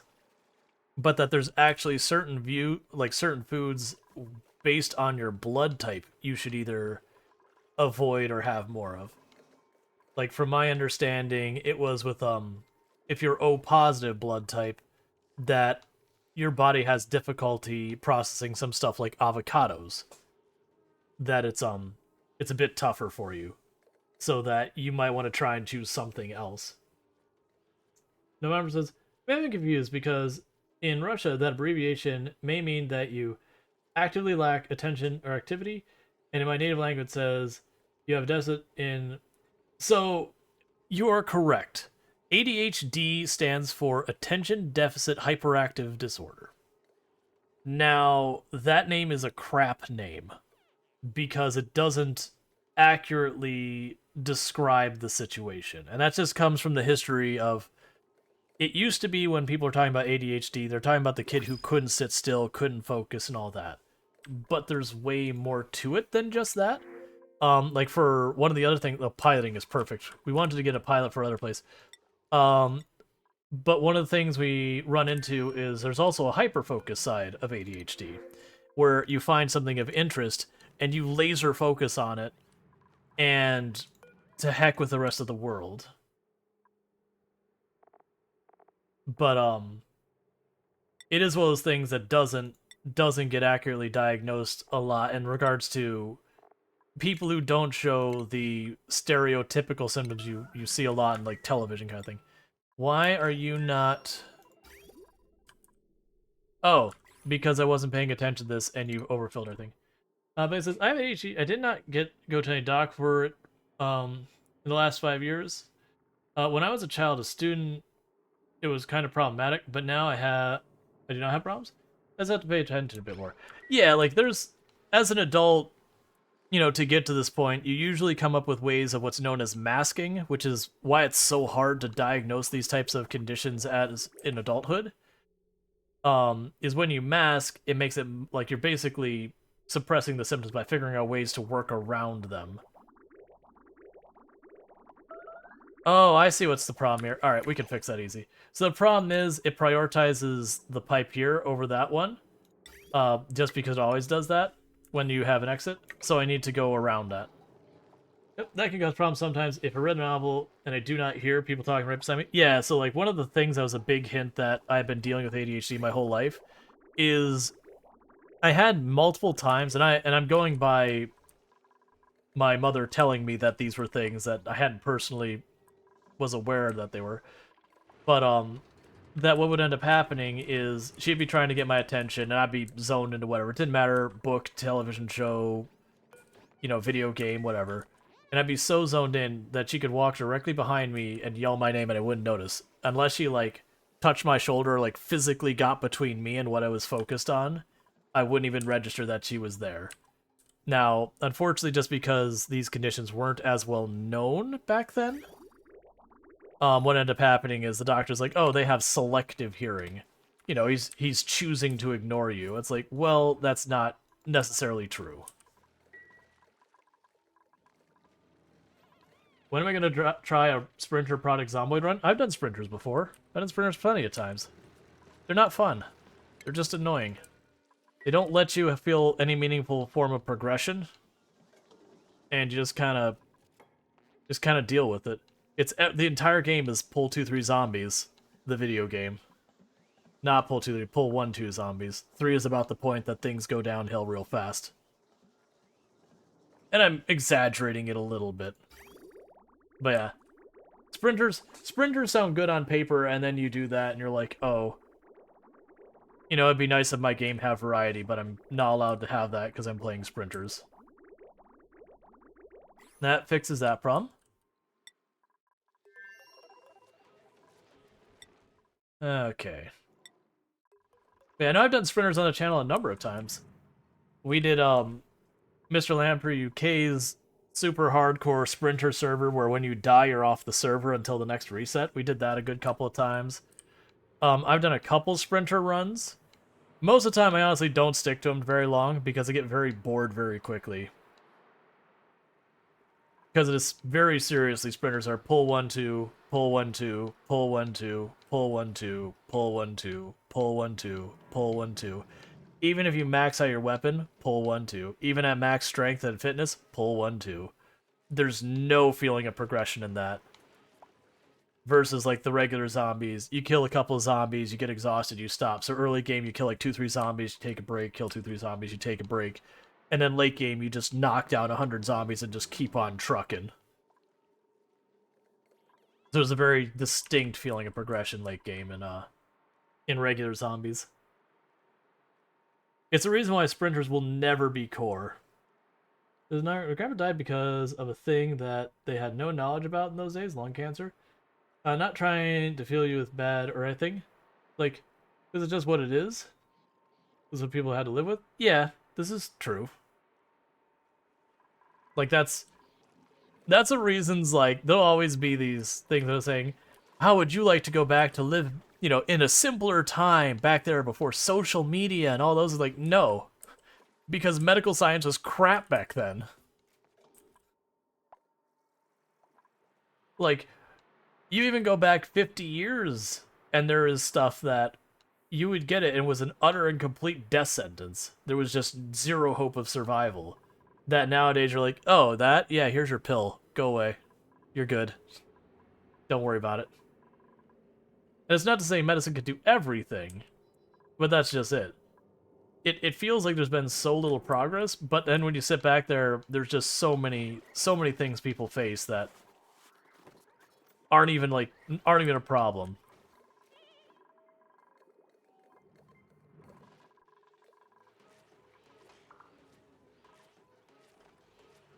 You don't have to go back 50 years. Yeah, I mean, well, even into the 1990s, getting HIV was an absolute death sentence. You could slightly delay your death, and that was about the best you could do. Versus nowadays, it's extremely cost prohibitive. But nowadays, with medicine, you can basically stalemate it.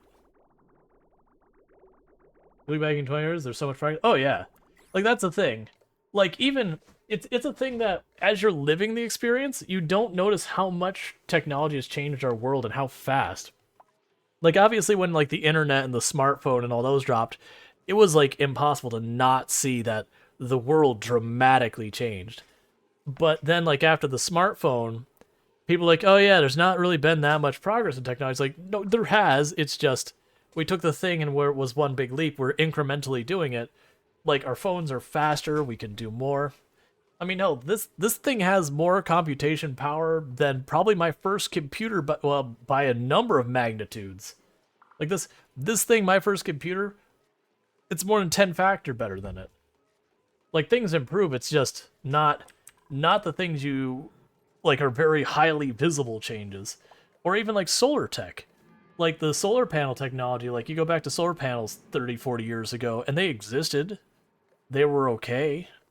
But like the advancements we made in like renewable power technology have been staggering. Yeah, 32 megabytes of RAM in my first PC versus 16 gigabytes of RAM in a phone. Yep. The way we sanitize water, we've had massive breakthroughs that make it safer and less, less consuming of materials. A lot of our manufacturing and power generation have gotten way better. Like, not even talking renewable, just like even the rougher stuff. Oh yeah, absolutely. Brain Explode saying this: the smartphone nowadays has more computing power than the Apollo moon landing module, if I remember correctly. Yeah, I bet you if you go back to the Apollo moon landing module, the numbers in that are probably next to nothing. Like by modern standards, you look at the numbers and be like, that's, it's like you ran this thing on a piece of toast. What's going on? It's just small increments until we see quantum PCs with meaningful numbers of qubits. I'm curious about the quantum PC, like for practical application. I'm sure there'll be specialty application, but I am wondering for like sitting at home playing games. I don't think that'll be a thing. That'll be realistic, and I could be wrong. Like I'm fully willing to admit that, but I could see specialty things like the data center, machine learning, giant like macro scale kind of things. I could see that getting into quantum stuff.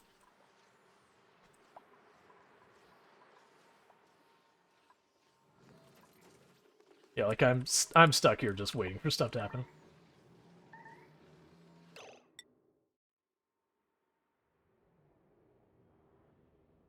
There we go. We got a meteor strike here.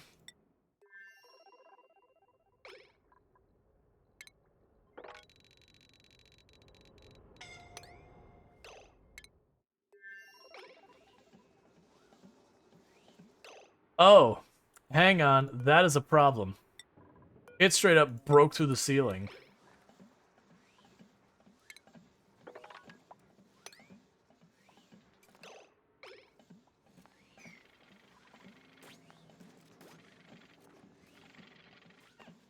Well, weak may sometimes be reliable. Yeah. Apollo computer was so weak, its memory was measured in word length. 15-bit word length, 1 parity bit. 2048 words of RAM. A magnetic core. Oh, it sounds like 2 might be home. So what I'm going to do is I'm going to send this dupe here. And what we're going to do here in just a minute is we're going to go on a break for words on stream. And we'll do that while I go ahead and make my food happen real fast. So those who are new here, I do stream for 11 hours a day, which does mean at some point I gotta eat. So what I'm going to go ahead and do is stop the recording.